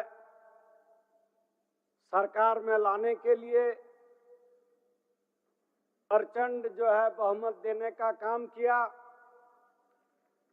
जिसका परिणाम आज पूरे राज्य के जनता का आशीर्वाद पुनः जो है हेमंत सोरेन का सरकार आज बना। महोदय, हेमंत सोरेन सरकार ने गरीबों के लिए योजना बनाया, दलितों के लिए योजना बनाया,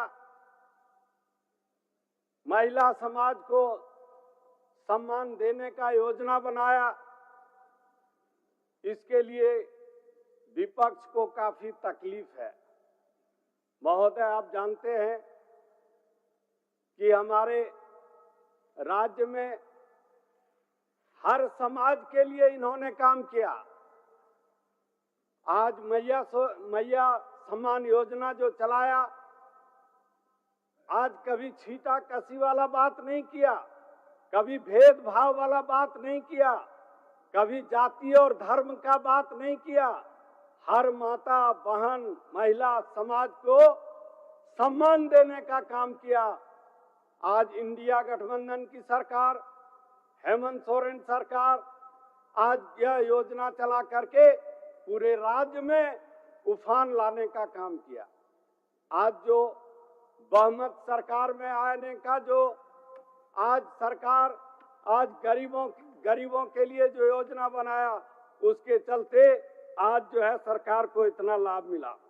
आज जो झारखंड में जितने भी हमारे आदिवासी मूल निवासी सारे लोगों के लिए या जो नौकरी के लिए जो आरक्षण देने का बात किया, महोदय आप जानते हैं कि आदिवासी मूलवासी 4th ग्रेड का नौकरी के लिए 100%, 3rd ग्रेड का नौकरी के लिए 100%, यह जो योजना बनाई है इसके लिए भी लोगों को काफी तकलीफ है। महोदय आप जानते हैं कि इस बार सर्वसम्मति से पिछड़ा वर्ग के लिए 27%, आदिवासी के लिए 28%, दलित को 12% आरक्षण देने का जो योजना बनाया है, इसके लिए भी काफी लोग खुश हैं। महोदय, आज जो वोट देने का जो काम किया है, आज जो सरकार पुनः बना है, इसलिए कि गरीबों के लिए उन्होंने काम किया, कभी पूंजीपति के लिए काम नहीं किया। आप जानते हैं महोदय कि आदिवासी क्षेत्र में गरीबों के लिए यह योजना जो बनाया गया है, इसके लिए माननीय सदस्य, हमारी सरकार माननीय सदस्य समय हो गया, समय हो गया। आपको आवंटित समय के अंदर ही बोलने का प्रयास करें। महोदय, इस बार जो है महोदय बार बार बांग्लादेशी का बात कर रहे हैं। केंद्र सरकार आप जानते हैं महोदय, यह घुसपैठी का जो बात कर रहे हैं बार बार, उसमें केंद्र सरकार जो है बॉर्डर एरिया का जो है मास्टर माइंड है। और जो है बात करते हैं कि झारखंड में बांग्लादेशी घुस गया। महोदय, पहले बांग्लादेश क्रॉस करेगा, पहले बंगाल आएगा, इसके बाद में झारखंड आएगा। महोदय, इसका किसका जिम्मेवारी है? केंद्र सरकार का जिम्मेवारी है। उड़ करके नहीं आ गया झारखंड में, इसलिए इन लोगों के पास कोई मुद्दा ही नहीं। महोदय, बीजेपी के पास गरीबों के लिए कोई मुद्दा नहीं है। न कभी नौकरी का बात करेगा, कभी गरीबों का बात करेगा, न कभी महंगाई का बात करेगा। ले दे करके हिंदू मुस्लिम मंदिर मस्जिद और बांग्लादेशी और बॉर्डर एरिया से आतंकवादी घुस रहा है। कौन जिम्मेवार है महोदय? चलिए महोदय, केंद्र सरकार जिम्मेवार है। इसलिए महोदय, यह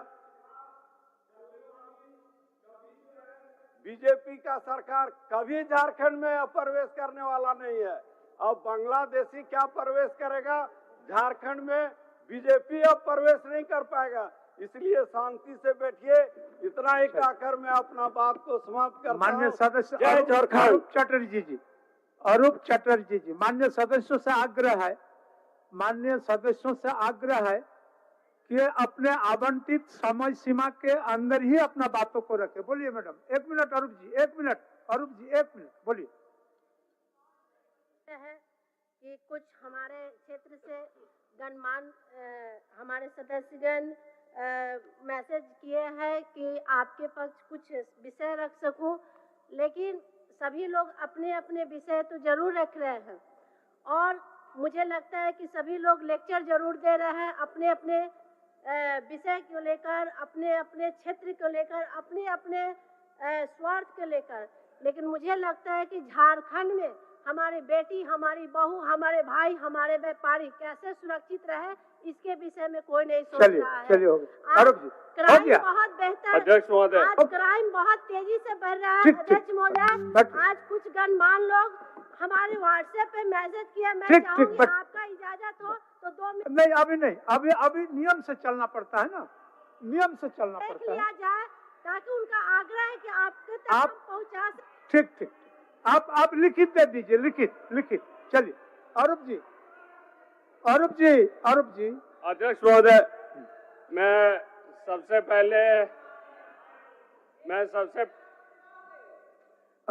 पहले तो सरकार को बधाई देता हूं, जो प्रचंड बहुमत के साथ झारखंड के लोगों ने इंडिया गठबंधन और हेमंत जी के नेतृत्व में दोबारा सरकार बनाने के लिए पूर्ण विश्वास जताया। अध्यक्ष महोदय, चूंकि मेरी समय सिर्फ 2 मिनट ही आवंटन किया गया, मैं सीधे पॉइंट्स पे आऊंगा। हम सबसे खुश है जो ये पहली बार या पहली सरकार है देश में जिसने सहारा इंडिया के पीड़ित परिवार के निवेशकों की लड़ाई खुद लड़ रहे हैं। वो गवर्नर भाषण में भी, माननीय राज्यपाल की अभिभाषण में साफ तौर पर कहा गया है, जो सर्वोच्च न्यायालय से लेकर राज्य की हर न्यायालय और संसद से लेकर सड़क तक हर मोर्चे पर पूरी मजबूती से लड़ी जाएगी जब तक राज्य के सभी निवेशकों को भुगतान ना हो।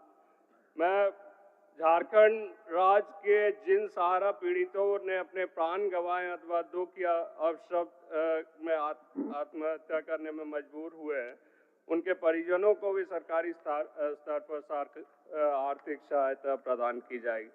ये अपने आप में बहुत बड़ी स्टेप है, जहां एक तरफ भाजपा उत्तर प्रदेश में जाकर अमित शाह जी सहकारिता मंत्री हैं केंद्र सरकार की, वहां बोलते हैं जो अखिलेश यादव के कारण सहारा इंडिया की पैसा नहीं मिल रही है। झारखंड में चुनाव के दौरान वो आके यहाँ कहते हैं जो हेमंत जी के कारण पैसा नहीं मिल रही है। अध्यक्ष महोदय, सहारा इंडिया के झारखंड में 1 करोड़ से भी ज्यादा पीड़ित परिवार है और यहाँ लगभग 25,000 करोड़ से ऊपर देनदारी है सहारा इंडिया की, और पूरी पैसा जो है वो पूरी मंत्रालय है जो केंद्र सरकार के गृह मंत्री के पास है, सहकारिता मंत्री।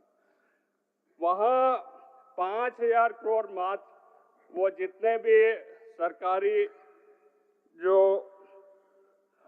रिजर्व फंड थी, सुप्रीम कोर्ट के आदेश में जो रिजर्व फंड बनाई गई, उसमें सिर्फ केंद्र सरकार ने 5,000 करोड़ उठाए और जिसमें से अभी तक भुगतान सिर्फ 1,000 करोड़ की हुई है। वो जो पोर्टल डेवलप किया, उस पोर्टल में जितने भी लोगों ने अप्लाई किया, सारा वो पोर्टल रिजेक्ट कर देता है। तो वो पोर्टल ही एक ऐसी बनाई गई है जिन लोगों के आवेदन रिजेक्ट करे और पैसा नहीं दिया जाए।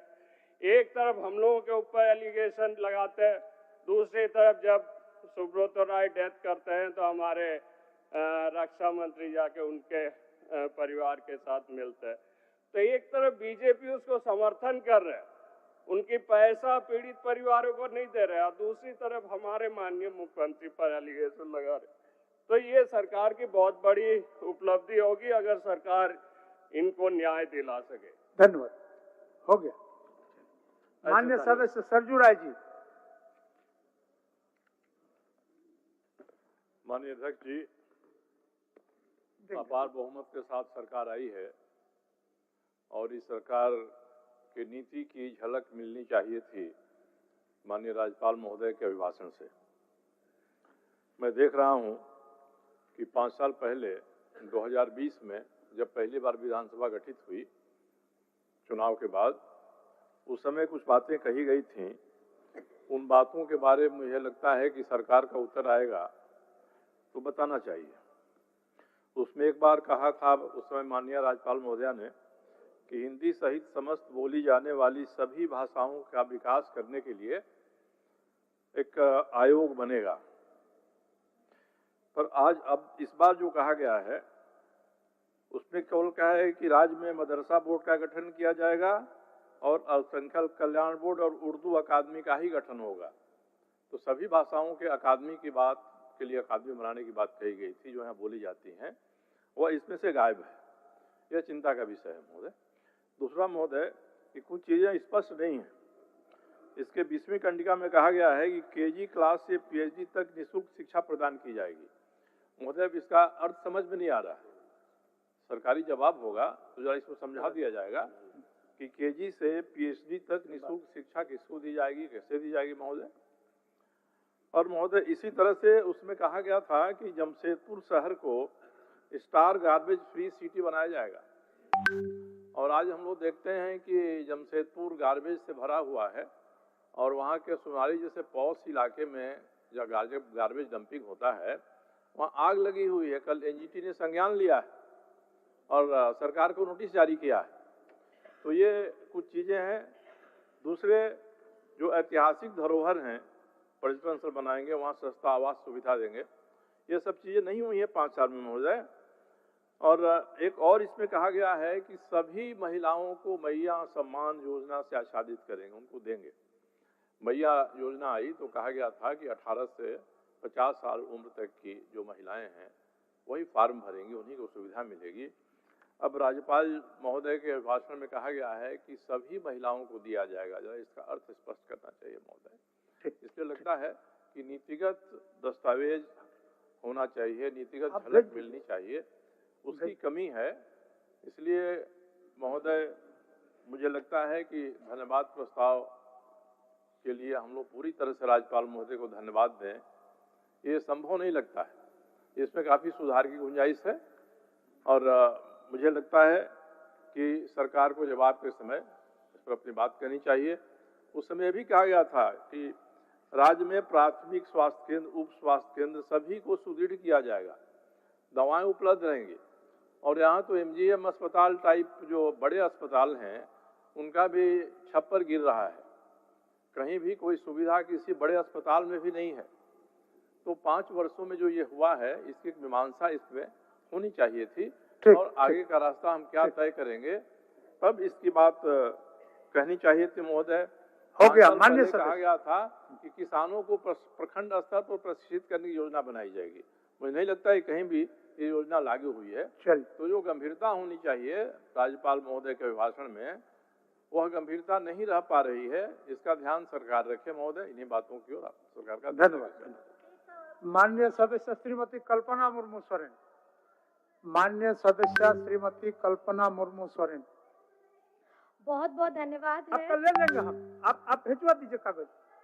आप कागज भेजवा दीजिए, वैसे नहीं होता है। आप कागज भेजवा दीजिए, भेजवा दीजिए। सर्वप्रथम जोहार माननीय अध्यक्ष महोदय जी। और सर्वप्रथम इस सभा में हम लोगों ने महामहिम राज्यपाल महोदय जी का अभिभाषण सुना और आज उसी के पक्ष पे सरकार की तरफ से मुझे आपने वक्त दिया अपने कुछ शब्द बोलने के लिए, जिसके लिए मैं आभार प्रकट करना चाहती हूँ। और सर्वप्रथम यहाँ पर मैं आए हमारे चुने हुए सभी पक्ष विपक्ष के साथी सभी को मेरी तरफ से अभिनंदन है, आभार है। और क्योंकि कहीं ना कहीं आप लोगों ने, आपको जनता ने प्यार दिया है, समर्थन दिया है और आज हम लोग उनका प्रतिनिधित्व करने के लिए आए हैं। और मैं आपको सिर्फ इतना बताना चाहूँगी कि आदरणीय महामहिम जी ने जो अभिभाषण दिया, उन अभिभाषण से ये हमारे सरकार की कार्य करने की शक्ति, उनकी इच्छा शक्ति, जिस तरीके से वो राज्य को अपनी सरकार से और अपने योजनाओं के तहत उनको अपनी जिम्मेदारी निभा करके उनको खुशहाली देने का काम करने वाली है। यही अभिभाषण में लिखा गया है, जिसका हम अपनी तरफ से बहुत बहुत धन्यवाद करते हैं। क्योंकि अगर आप देखेंगे, जब ये चुनाव हुआ, मतदान हुआ, मतदान के बाद सरकार गठित होती है और सरकार गठित होने के बाद लोग यही जानना चाहते हैं कि ये सरकार करना क्या चाहती है। मैं बस इतना बताना चाहती हूँ, क्योंकि ये सरकार अबुआ सरकार है। अबुआ सरकार मतलब अपनों की सरकार। और जो वादे हमारे गठबंधन के साथियों ने वहां जाकर के अपने लोगों के बीच में कही है, हम ये बताना चाहते हैं कि ये अबुआ सरकार झारखंड को समर्पित है और अपने किए गए हर एक वादे को वो धरातल पे लाने के लिए प्रतिबद्ध है। और जो एक एक शब्द लिखे गए हैं उनको हम इस आगामी 5 वर्षों में धरातल में उतारेंगे, ये हम बताना चाहते हैं। आज जब जनादेश मिला है, जनादेश महागठबंधन को मिला है, और जब इस जनादेश से यही पता चलता है माननीय महोदय जी कि पिछले 5 वर्ष की जो सरकार है, 5 वर्ष में अगर आप देख लीजिए तो 2 वर्ष कोविड में गए, 3 वर्ष हाथ में थे, और 3 वर्ष में 5 महीने आदरणीय हमारे राज्य के मुख्यमंत्री हेमंत सोरेन जी जेल के अंदर थे। आज आपके समक्ष में जितने भी काम हुए हैं वो कुछ वर्षों के ही काम हैं, जिन्हें गिनाते हुए अगर मैं आपको कहूं तो हमारी झारखंड की मैया सम्मान योजना हो, बिरसा हरित ग्राम योजना हो, हमारी हरा राशन कार्ड हो, अबुआ आवास हो, और युवाओं के लिए रोजगार सृजन योजना हो, ऐसी क्रांतिकारी योजनाएं हम धरातल में लेकर आए हैं। और इसका सीधा लाभ, बिजली बिल, ये कहना मैं कैसे भूल सकती हूँ कि जब ये झारखंड की सरकार के ऊपर में जब इतना भार पड़ता है, और मैंने अपने मंचों से भी ये बार बार कहा है कि केंद्र सरकार योजनाएं बनाती है, लेकिन उनको लिए हमारे राज्य के गरीब गुरबा, उन लोगों की चिंता वो तनिक भी नहीं करती है। और जब बिजली के बिल आते हैं, इस महंगाई के दौर में जब हमारा खाना पीना, रोटी कपड़ा, हर चीज महंगा हो गया है, और उसमें जब लंबे लंबे बिजली बिल आती हैं, उसका भुगतान करना भी मुश्किल हो जाता है। और राज्य में आज बिजली बिल की माफी की योजना दी गई है, हमारे किसानों को 2-2 लाख का ऋण माफ किया गया है। ये संवेदनशील सरकार है, ये महागठबंधन की सरकार है जो राज्य के लोगों के लिए काम करना चाहती है और उनके दुखों में उनके साथ हमेशा खड़े रहना चाहती है। आदरणीय महोदय, ये झारखंड है। अभी हाल ही में हम लोगों ने 24 वर्ष पूरे किए हैं इस युवा झारखंड में। इस राज्य के गठन के समय में झारखंड मुक्ति मोर्चा की एक अपनी पहचान रही है। हमारे अगुआ साथियों के साथ संघर्ष करते हुए आज हम लोग अपने झारखंड को, अपने गर्व से हम झारखंडी कहते हैं। मैं ये बताना चाहती हूँ, इस राज्य में जब किसी ने भी इस राज्य का नाम भी नहीं सोचा था, ये उपज है झारखंड मुक्ति मोर्चा की। और आज आदरणीय दिशमगुरु शिबू सोरेन जी के नेतृत्व में हम एक झारखंड बनाने का सपना भी पूरा किए हैं। और आज झारखंड में महागठबंधन की सरकार के 5 साल पूरे होने के बाद ये झारखंड में पहली बार है कि दोबारा महागठबंधन की सरकार आई है, क्योंकि ये राज्य की अगुआ सरकार है। और जो सपना दिशमगुरु शिबू सोरेन जी ने देखा है, सोना झारखंड का सपना, वो आज हमारे नेता आदरणीय हेमंत सोरेन जी के नेतृत्व में हम ये सपना को पूरा करने जा रहे हैं। चाहे वो शिक्षा का क्षेत्र हो, रोजगार का क्षेत्र हो, हमारे उद्योग हो, हमारे बहनों का मान सम्मान हो, या हमारे पर्यटन का बात हो। आज झारखंड में अगर आप घूमना चाहते हैं, मैं बताना चाहूंगी कि पर्यटन के लिए बहुत सारे काम करने की जरूरत है। जब आप लोग भी कहीं बाहर जाते होंगे, आप भी देखते होंगे, आपको दिखाया जाता है कि देखिए ये यहाँ पे बड़े बड़े वाटरफॉल हैं, लेकिन आप कहीं ना कहीं खुद जानते हैं कि झारखंड में, और खास करके अगर आप रांची में देखेंगे तो रांची के अगल बगल इतना मनोरम दृश्य है देखने के लिए, जिसको हमें संजोने की जरूरत है और खास करके साफ सफाई का ध्यान रखने की जरूरत है। मैं ये सिर्फ इतना कहना चाहूंगी कि आज ये जो जीत हमें मिली है, जनादेश मिला है आदरणीय महोदय, इसके खास करके दो कारण हैं। पहला कारण है हमारी जनता का बीजेपी के ऊपर में गुस्सा इसलिए क्योंकि 2019 में जब जनादेश हमारी गठबंधन सरकार को मिला, इन्होंने गिराने का क्या क्या नहीं कर्तव्य किया है, ये आप लोगों को सबको पता है आदरणीय महोदय। और उसी दौरान में इस साल के प्रारंभ में हमारे राज्य के मुख्यमंत्री को जेल में डालने का काम किया है और षड्यंत्र के तहत में किया है, क्योंकि एक आदिवासी नेता इनसे सहा नहीं जाता है। आदिवासी नेता जरूर है और दूसरी पार्टियों में भी है, मैं सम्मान करती हूँ, लेकिन झारखंड के जनहित मुद्दों को, अब उनकी बातों को, उनके ज्वलंत मुद्दों को अगर गंभीरता के साथ, मजबूती के साथ उठाया है तो आदरणीय हेमंत सोरेन जी ने उठाया है। और जिसका खामियाजा ये हुआ है कि इस साल उनको जेल में भी डाला गया। और ये जनादेश झारखंड की आदिवासी मूलवासियों ने दिया है, और ये जनादेश इसलिए दिया है क्योंकि हर तकलीफ झेलते हुए इस महागठबंधन सरकार ने हमारे राज्य के विकास के लिए काम किया है और आगे करने का उन्होंने ये बुनियादी विश्वास जताया है कि यही वो सरकार है जो इनके जन मुद्दों को बड़ी गंभीरता के साथ सदन में उठा भी सकती है और तुरंत अगर कोई योजना आई है तो उस योजना को लागू भी कर सकती है। मैं आप सभी से बस इतना कहना चाहूंगी, क्योंकि जनादेश मिली है, बड़ी जनादेश है, तो जिम्मेदारी भी बहुत बड़ी है। और जिम्मेदारी ये बड़ी है कि किस तरीके से हम अपनी जनता की आशाओं का, उनके सपनों को हम पूरा करेंगे, क्योंकि देखते ही देखते 5 वर्ष कैसे पिछला वाला बीत गया है आप सभी जानते हैं, उसी तरीके से 5 वर्ष फिर बीत जाएगा। बस मैं ये कहना चाहूंगी, जिस तरीके से हम लोग अपने सब एक वादों को, अपने सब एक शब्द को जब कहीं पे बोलते हैं, कहीं पे कहते हैं, हमें ये अपने अंदर में संकल्पित करना होगा कि हम उन हर एक शब्दों को जीवित कैसे करें। अपने क्षेत्र की बात हो, अपने राज्य की बात हो। और आज झारखंड में अगर मैं कहना चाहूंगी कि हमारे झारखंड के साथ इस संघीय ढांचे में भरपूर मेरा विश्वास है। और इस विश्वास के साथ मैं बस ये कहना चाहूंगी, ये देश में हमारे राज्य के मजदूरों का सबसे कम न्यूनतम है दर जो उन्हें मिलता है, ये झारखंड को मिलता है। और खासकर सर मुझे बस थोड़ा सा वक्त दीजिएगा, मैं ज्यादा नहीं कुछ बोलना चाहूंगी। और जब प्रधानमंत्री आवास की बात आती है, उसमें भी जब आवंटन होता है तो हमारे झारखंड को सबसे नीचे रखा जाता है।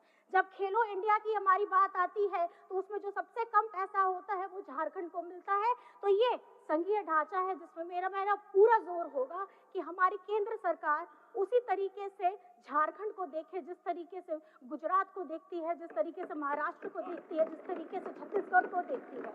झारखंड गरीब नहीं है, झारखंड को गरीब बनाया जा रहा है। और मेरा सभी से निवेदन ये रहेगा कि आप पार्टी से बढ़ करके, उठ करके झारखंड के मुद्दों पर अपनी आवाज को बुलंद करेंगे, चाहे आप किसी भी दल से क्यों ना हो।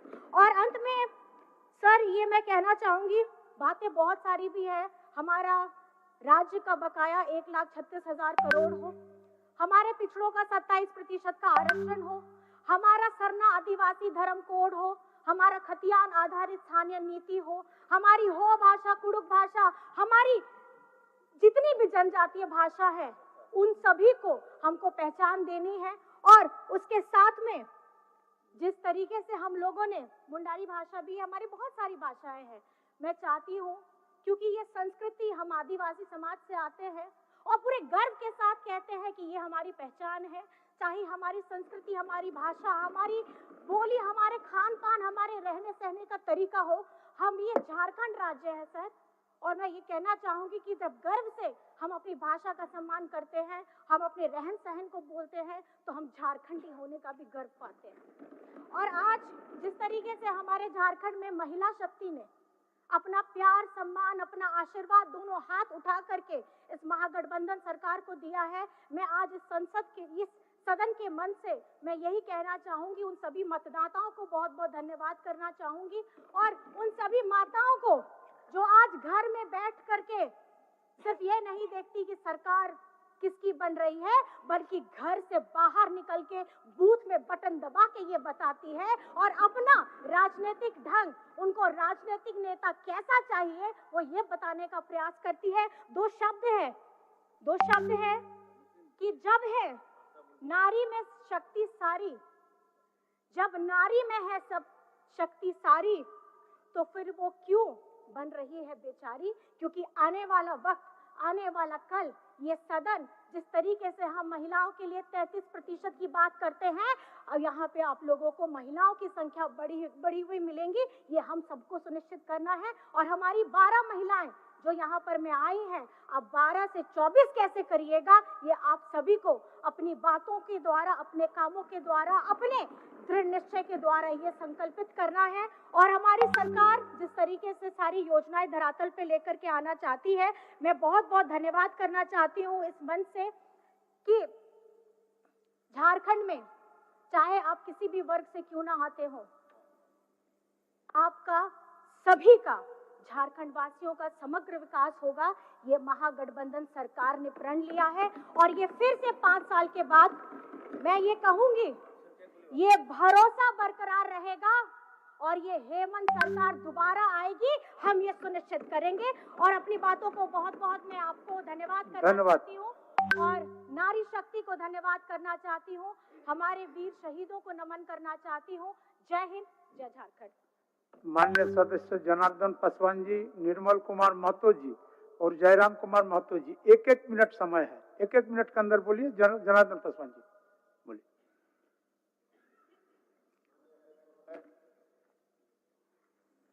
आपने राज्यपाल महोदय के अभिभाषण पर बोलने के लिए समय दिया। अब समय चूंकि 1 मिनट है, उतनी अपनी बात को रखना है। महोदय, आज हम राज्यपाल महोदय के भाषण पर चर्चा करने के पहले मैं अपने क्षेत्र चतरा विधानसभा की ओर आपका ध्यान और माननीय मुख्यमंत्री जी का ध्यान आकृष्ट कराना चाहता हूं। शपथ ग्रहण के पहले मैं चतरा जिला कुंदा प्रखंड के एक सुदूरवर्ती गांव में ककैया में मैं गया था। वहां पर आदिवासी परिवारों के साथ जिस तरह से घटनाएं घटी है, हम कह सकते हैं और देश दुनिया में इस तरह के नहीं होता है। एक गांव ककैया है, गांव के नाम ककैया है, प्रखंड कुंदा हो गया, प्रखंड भी कुंदा हो गया और पंचायत भी कुंदा हो गया। तो उस गांव में माननीय मुख्यमंत्री महोदय जब गया तो देखा कि सैकड़ों महिलाएं रो रही है। मुझे भी बहुत पीड़ा हुआ, जिस तरह से वन प्रमंडल पदाधिकारी एक क्रूरता के साथ हम कर सकते हैं, बुलडोजर ला के ध्वस्त कर दिया, घरों को तोड़ दिया और लोग पेड़ तरा रहे हैं। ये बहुत चिंता की विषय है। और वहां के वन प्रमंडल पदाधिकारी राहुल कुमार मीना जी हैं। मैंने कहा कि अगर आपकी जमीन है तो आप जांच करवा लीजिए, छोड़ देगा, लोग ऐसे छोड़ देगा। उसको समय 3-4 दिन दीजिए कि अपने घर से सामान आदिवासी महिलाएं, आदिवासी पुरुषों ने अपना सामान निकाल करके वो बाहर रख लेंगे, लेकिन वो समय नहीं दिया। और वहां पर अबू आवास, प्रधानमंत्री आवास, सरकारी स्कूलें, निर्मल कुमार महतो जी और चापाकल लगे हुए थे, पोषण सखी के भवन, आंगनबाड़ी सेविका का भवन बना हुआ था। निर्मल कुमार महतो जी, हो गया, आ गया बात, आ गया बात, आ गया। लिख के भेज दीजिए, हम दे देंगे मंत्री जी, आप लिख के दे दीजिएगा। जनार्दन जी आप लिख के दे दीजिएगा आसन को, आसन सरकार तक पहुंचा देगी। धन्यवाद अध्यक्ष जी। आज जो 1 मिनट का पूर्ण में भी हम लोग बोले थे और बाबूलाल मरांडी जी भी बोले थे कि हम लोग को भी थोड़ा समय दिया जाए। 1 मिनट तो आपका संबोधन करने में ही खत्म हो जाएगा। नहीं, संबोधन मत करिए, आप विषय ठीक है, विषय पे ही बोल देते हैं, लेकिन विषय हम लोग का भी समय दिया जाए। हम लोग देंगे देंगे आप लोगों पूरा को गांव देंगे। क्षेत्र से आते हैं और जी जी जी कलवरी क्षेत्र से आप पर बताएं पूरी कि ध्यान बहुत रखी बड़ा जाएगी, विधानसभा आप क्षेत्र है। पर पूरी ध्यान रखी जाएगी, है, आप ठीक। निश्चिंत रहिए। चलिए हम लोग बिशुनगढ़ अनुमंडल बना हुआ है लेकिन दूसरे जगह चल रहा है, दूसरे विधानसभा में। उसको बिशुनगढ़ को अनुमंडल पूर्ण रूप से दिया जाए और वहाँ पे एसडीओ से लेकर डीएसपी से लेकर तमाम सुविधा वहाँ पे दिया जाए। और मांडू को भी बहुत दिनों से लड़ा है, मांडू को भी अनुमंडल बनाया जाए। और दाड़ी जिला हजारीबाग में एक दाड़ी प्रखंड हम लोग का, वो पूर्ण रूप से रामगढ़ जिला में भी आधा कुछ पंचायत पड़ता है और कुछ हजारीबाग जिला में पड़ता है।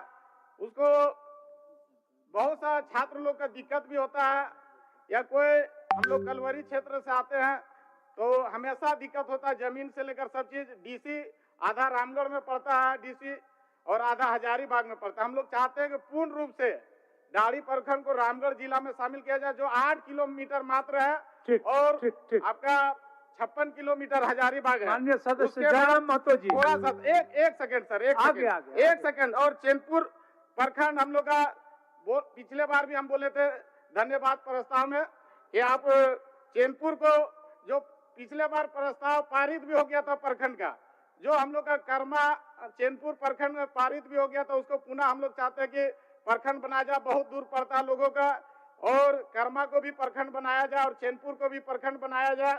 और भी यहाँ पे जेसीसी का जो अभी मामला चल रहा, सीजीएल का मामला चल रहा, छात्रों के बीच जयराम कुमार लोग महतो रोड जी, में है। सरकार का उत्तर होना है, अब सरकार का उत्तर होना है। जयराम कुमार महतो,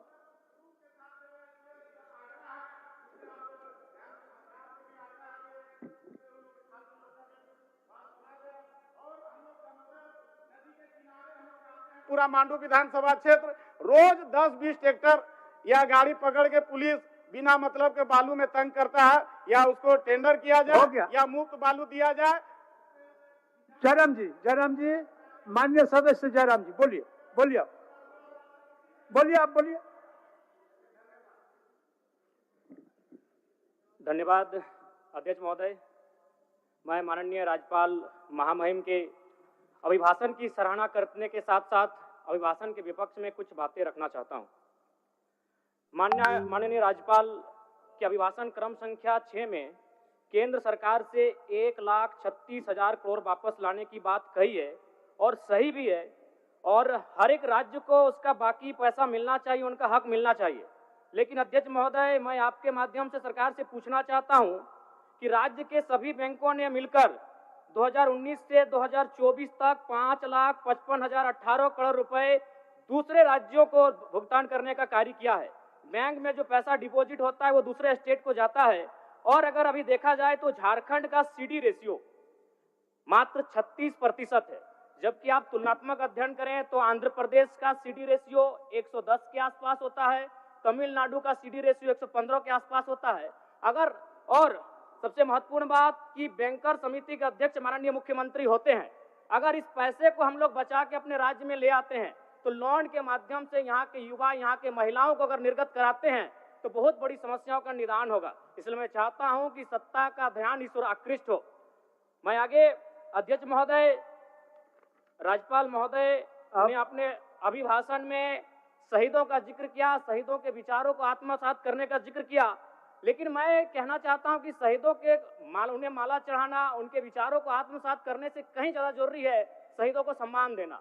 मैं एक झारखंड, चूंकि माननीय मुख्यमंत्री भी झारखंड आंदोलनकारी के सुपुत्र आज वो मुख्यमंत्री हैं, मैं भी एक झारखंड आंदोलनकारी का बेटा हूं, आज मैं विधायक के रूप में आपके बीच हूं, लेकिन आज असंख्य झारखंड आंदोलनकारी के परिवार है जो आज छत बिछत हो चुका है। इसलिए मैं चाहता हूं जिस प्रकार एसटी आरक्षण, ओबीसी आरक्षण और एससी आरक्षण, ईडब्ल्यूएस आरक्षण के साथ झारखंड आंदोलन की लड़ाई लड़ने वाले आंदोलनकारियों के परिवार को, आश्रितों को 5% आरक्षण की व्यवस्था की जाए, ये मैं सदन से मांग करता हूं। अध्यक्ष महोदय, थोड़ा सा और समय लूंगा। अब हो गया जयराम, जब सरकार का उत्तर होना है, अब सरकार फिर बाद में फिर सेकंड पारी में मौका मिलेगा। मान्यवर 30 सेकंड, मान्यवर 30 सेकंड।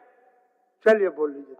राज्यपाल महोदय के अभिभाषण में इको टूरिज्म डेवलपमेंट कॉर्पोरेशन निर्माण की बात कही है, जो कि सराहनीय है, और मैं चाहता हूं मेरे क्षेत्र में एक पारासनाथ में पुत्री गढ़ी आता है और तेलिया डैम आता है, उनका उस दिशा में भी डेवलपमेंट करने की दिशा में आगे बढ़ा जाए। और सबसे महत्वपूर्ण बात, जो झारखंड के नाम में छुपा है, झाड़ और खंड, झाड़ यानी जंगल, खंड यानी जमीन भूभाग।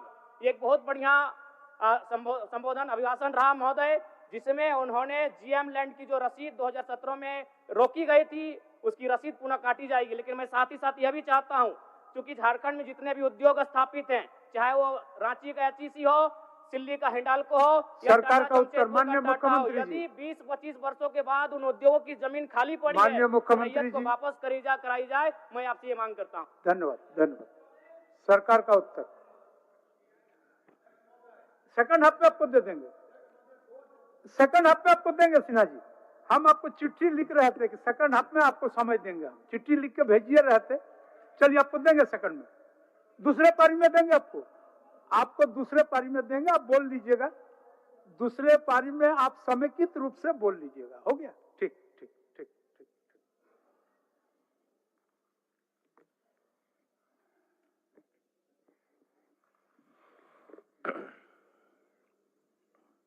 अध्यक्ष महोदय, आज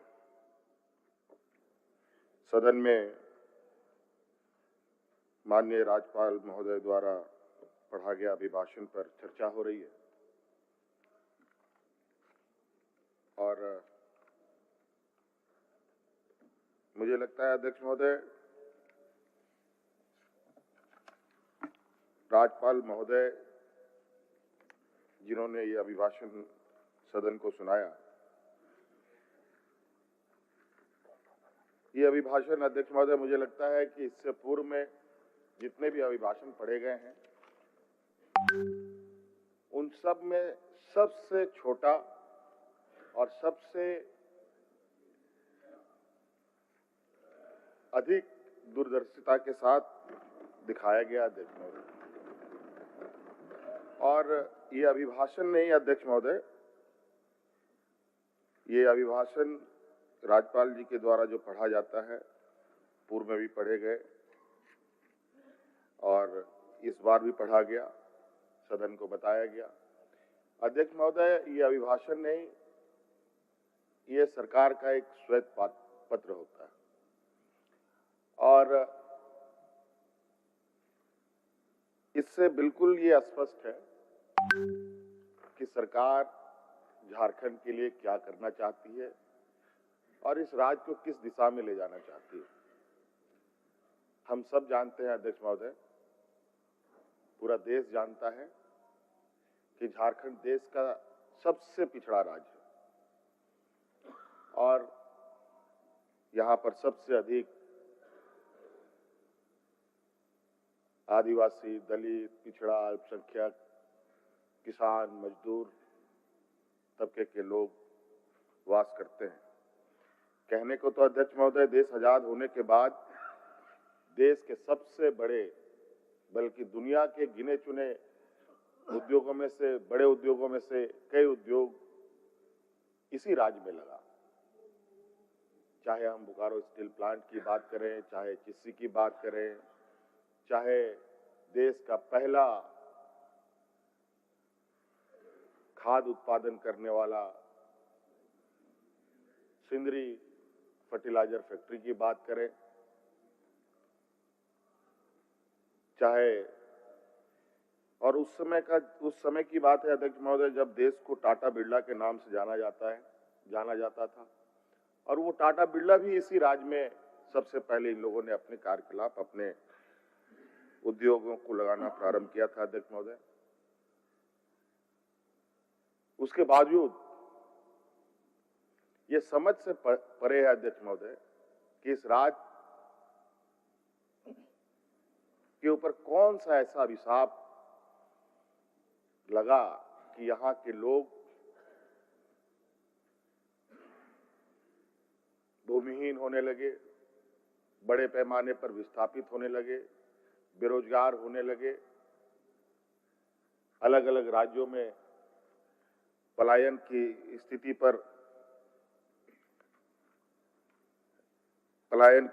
स्थिति बनी रही। ये बहुत गंभीर विषय रहा है और मुझे लगता है कि इसी पीड़ा को लेकर हमारे अग्रणी नेताओं ने, आदरणीय दिसुमगुरु शिबू सोरेन जी, वीर शहीद निर्मल महतो जी, विनोद बिहारी महतो जी, अनगिनत ऐसे हमारे नेता रहे हैं, हम लोग के मार्गदर्शक रहे हैं, जिन्होंने एक अलग राज की परिकल्पना रखी। और ये भी हम सब जानते हैं, जब अलग राज की परिकल्पना रखी गई तो यही सामंती विचार के जो देश में लोग हैं, ये लोग हमारे उन अग्रणी नेताओं पर कटाक्ष करते थे, हंसी उड़ाते थे। क्या ये आदिवासी लोग, माझी लोग अलग राज ले पाएगा? ये लोग तो हड़िया दारू पी करके पेड़ के नीचे पड़ा रहेगा। अध्यक्ष महोदय, हमें गर्व है उन महापुरुषों के ऊपर जिन्होंने अपना लक्ष्य को साधे रखा और एक लंबी लड़ाई लड़ी और अंतोगत्वा 2000 ईस्वी में जो लोगों को असंभव लगता था वो संभव करके दिखाया, अलग राज करके दिया। माननीय हमारे विपक्ष के लोग बराबर इस बात को कहते हैं कि आदरणीय अटल बिहारी वाजपेयी जी ने राज को अलग किया। ये बात सही है अध्यक्ष महोदय। अटल बिहारी वाजपेयी जी तत्कालीन प्रधानमंत्री थे, उन्होंने इस बात पर मुहर लगाई जरूर, लेकिन ये भी सत्य है अध्यक्ष महोदय कि गरीब, गुरुआ, किसान, मजदूर, इन सब लोगों को कोई हक, अधिकार उसके घर पे लाके नहीं देता है अध्यक्ष महोदय, उसके दरवाजे पे लाके नहीं देता है अध्यक्ष महोदय। उसके लिए उसको संघर्ष करना पड़ता है, और छोटा मोटा संघर्ष नहीं अध्यक्ष महोदय, ये तो अलग राज का बात था। और इस राज की लड़ाई दिन, महीने नहीं, साल नहीं, बरसों बरस गुजर गए अध्यक्ष महोदय। कई लोग शहीद हो गए, कई महिलाएं विधवा हो गई, कई नौजवान अनाथ हो गए, और इस पीड़ा को हम लोगों से अधिक कोई नहीं समझ सकता अध्यक्ष महोदय।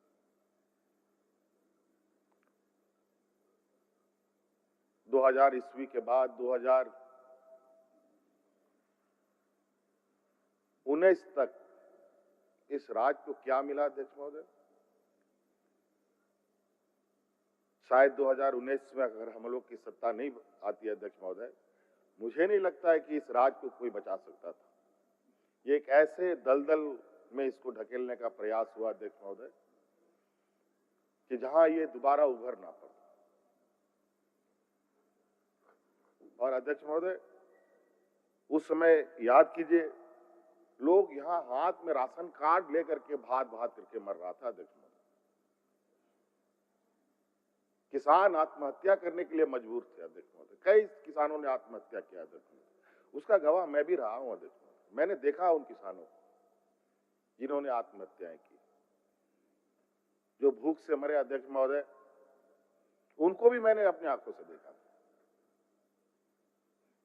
ये स्थिति हमारे विपक्ष के लोगों ने इस राज का एक लंबे शासनकाल में इन लोगों ने बनाया अध्यक्ष महोदय। और अध्यक्ष महोदय, हम लोगों की सरकार 2019 में महागठबंधन की सरकार बनी, और उस समय भी सरकार को सत्ता से बेदखल करने के लिए कई तरीके के हथकंडे अपनाए।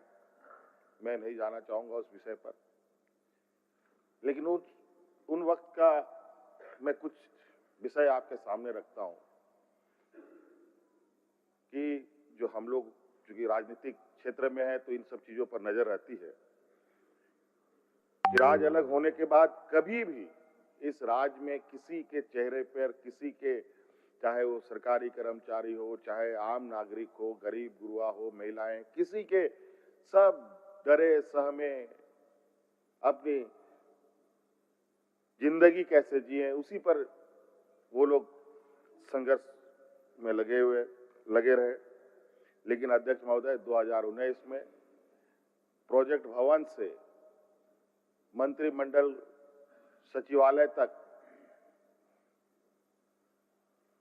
यहां तक कि विधानसभा परिसर में भी लोग ढोल नगाड़े लेकर के गुलाल अबीर के साथ सरकार का स्वागत, धन्यवाद और उनके चेहरे पर जो मुस्कान देखता था अध्यक्ष महोदय, ये आप अंदाजा नहीं कर सकते। मैं बोल नहीं पा रहा हूं कि लोगों में क्या उत्साह रहा है।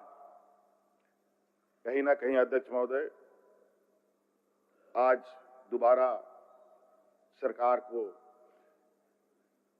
इस मकाम में पहुंचाने का इस राज्य की जनता का एक बहुत बड़ा भूमिका है अध्यक्ष महोदय, और मैं उनका भी आभार प्रकट करता हूं अध्यक्ष महोदय।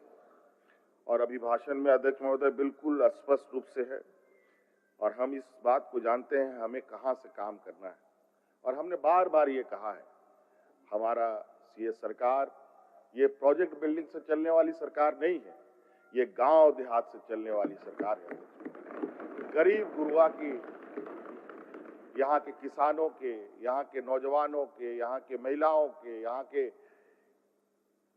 जरूरतमंदों के लिए सदैव तत्परता के साथ पूर्व में भी हमने काम किया है, आगे भी करेंगे। और हमारा ये मानना है अध्यक्ष महोदय, जब तक गांव की अर्थव्यवस्था, गांव के लोगों की आर्थिक स्वावलंबी नहीं बढ़ेगी तो राज्य को आगे बढ़ाना या राज्य के सर्वांगीण विकास की परिकल्पना करना व्यर्थ है अध्यक्ष महोदय। और हम जानते हैं अध्यक्ष महोदय, ये राज्य, कई राज्य अलग होते हैं अध्यक्ष महोदय। कोई भाषा के आधार पर राज्य बसा है, कोई वहां के भौगोलिक दृष्टिकोण से राज्य बसा है, कोई बोलचाल के वजह से वो राज्य जाना जाता है। लेकिन ये राज्य अध्यक्ष महोदय, ये आंदोलन की उपज है, ये एक संघर्ष, एक खून से सिंचा हुआ ये राज्य है अध्यक्ष महोदय। और इसलिए अध्यक्ष महोदय, यहाँ के लोग बहुत स्वाभिमानी होते हैं। अगर किसी चीज को लोगों ने ठान लिया, ये तब तक नहीं रुकते, तब तक अध्यक्ष महोदय, जब तक मंजिल ना मिल जाए। और आज निश्चित रूप से अध्यक्ष महोदय,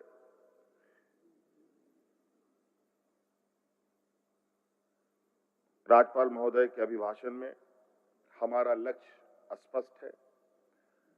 इस राज्य के हर वर्ग और जो हमारे शहीदों का सपना है, उसको पूरा करने का हम लोग, पूरी सरकार कटिबद्ध है अध्यक्ष महोदय। और आप देखेंगे अध्यक्ष महोदय, हम लोगों ने तो लगभग 2019 के सरकार के कार्यकाल में लगभग राज्य के सर्वांगीण विकास के नींव हम लोगों ने डाल दिए। अब उस पर बिल्डिंग खड़ा करने की आवश्यकता है अध्यक्ष महोदय। ये पूरा लगभग हम लोगों ने जो एक जमीनी स्तर का जो विषय है वो हमारे पहले ही तैयार है।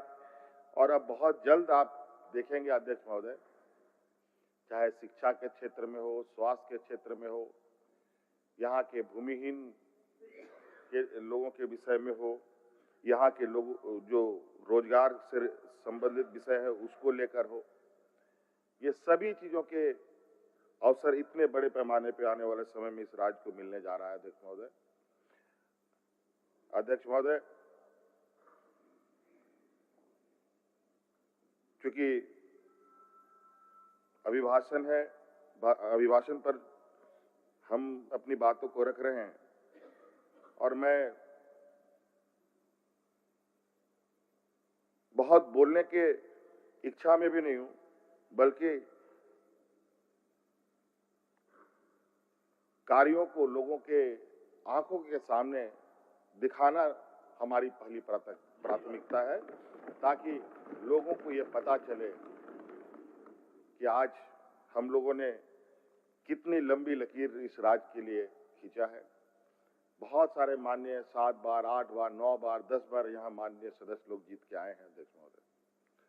और परिवर्तन अगर कहीं दिखा है अध्यक्ष महोदय अलग राज्य होने के बाद, तो 2019 से परिवर्तन होना दिखा है। चाहे आधारभूत संरचना को लेकर हो, चाहे अध्यक्ष महोदय पर्यटन के क्षेत्र में हो, चाहे अध्यक्ष महोदय रोजगार सृजन को लेकर हो, और आज अध्यक्ष महोदय हमारे क्योंकि इस राज्य में मजदूर तबके के लोग बहुत हैं, हम लोग ये देश का पहला राज्य है अध्यक्ष महोदय जहां हम लोगों ने श्रमिकों के लिए सबसे बेहतर कानून बनाया है अध्यक्ष महोदय, और उसके वजह से आज देश के अंदर हो या देश के बाहर हो अपने मजदूरों की सुरक्षा के लिए सरकार खड़ी रहती है अध्यक्ष महोदय। और अध्यक्ष महोदय विशेष नहीं, और आपका बहुत बहुत धन्यवाद अध्यक्ष महोदय। मैं चाहूंगा कि हमारे विपक्ष के साथी परस्पर सहयोग करें और आप देखेंगे और आपको भी अच्छा लगेगा। आज आप देखिए रांची शहर में हमारे आदरणीय सीपी सिंह साहब बुजुर्ग हो गए हैं, इतने बुजुर्ग हो गए, शहर को बढ़ता गिरता उठता देखा इन्होंने, लेकिन हम लोगों ने शहर को एक नया आयाम देने का काम किया। आज बड़े बड़े फ्लाईओवर यहाँ पर देखने को मिल रहे हैं। अभी आप देखेंगे कि रांची का चहुमुखी विकास किस तरीके से होगा। हर दिन एक नया अध्याय इस राज्य में जुड़ेगा अध्यक्ष महोदय। बस आज तो हम लोग चलना शुरू किए हैं, अभी तो बहुत तेजी से और रफ्तार के साथ चीजों को आगे हम लोग बढ़ाएंगे अध्यक्ष महोदय। मुझे बोलने का आपने अवसर दिया, बहुत बहुत धन्यवाद। जोहार। अब मैं प्रोफेसर स्टीफन मारंडी सौ विश्व द्वारा प्रस्तुत एवं श्री प्रदीप यादव सौ विश्व द्वारा समर्थित मूल प्रस्ताव को लेता हूं। सदस्यगण माननीय राज्यपाल के अभिभाषण के लिए उनके प्रति कृतज्ञ हैं। जो इनके पक्ष में है वह हाँ कहें, जो उनके विपक्ष में है वह ना कहें। मैं समझता हूं कि पक्ष में बहुमत है, पक्ष में बहुमत है, प्रस्ताव स्वीकृत हुआ।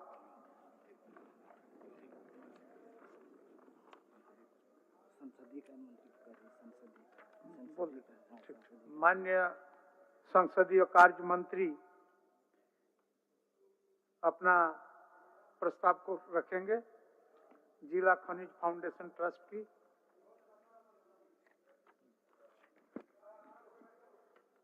माननीय अध्यक्ष महोदय, मैं जिला खनिज फाउंडेशन ट्रस्टों के वित्तीय वर्ष 2020-21 एवं 2021-22 के वार्षिक प्रतिवेदन एवं राज्य स्तर पर तैयार समेकित प्रतिवेदन की एक एक प्रति सदन पटल पर रखता हूं। नेता विधायक दल झारखंड मुक्ति मोर्चा के अनुरोध के आलोक में षष्ठम झारखंड विधानसभा में श्री मथुरा प्रसाद महतो 100 को झारखंड मुक्ति मोर्चा सत्तारूढ़ दल का मुख्य सचेतक के रूप में मान्यता प्रदान करता हूं। माननीय सदस्यगण, आज दिनांक 12/12/24 को माननीय मुख्यमंत्री, माननीय मंत्रीगण, माननीय सदस्यों के लिए ग्रुप फोटोग्राफी विधानसभा के पोर्टिको संख्या 1 के पास होनी है। आप सभी से अनुरोध है कि अभी सभा के प्रथम पाली की कार्यवाही समाप्ति के तुरंत बाद आप यथास्थान उपस्थित होने की कृपा करेंगे ताकि आप सबों का सामूहिक फोटोग्राफी हो सके। माननीय सभा सदस्यगण, सभा की कार्यवाही 2 बजे अपराह्न तक के लिए स्थगित की जाती है।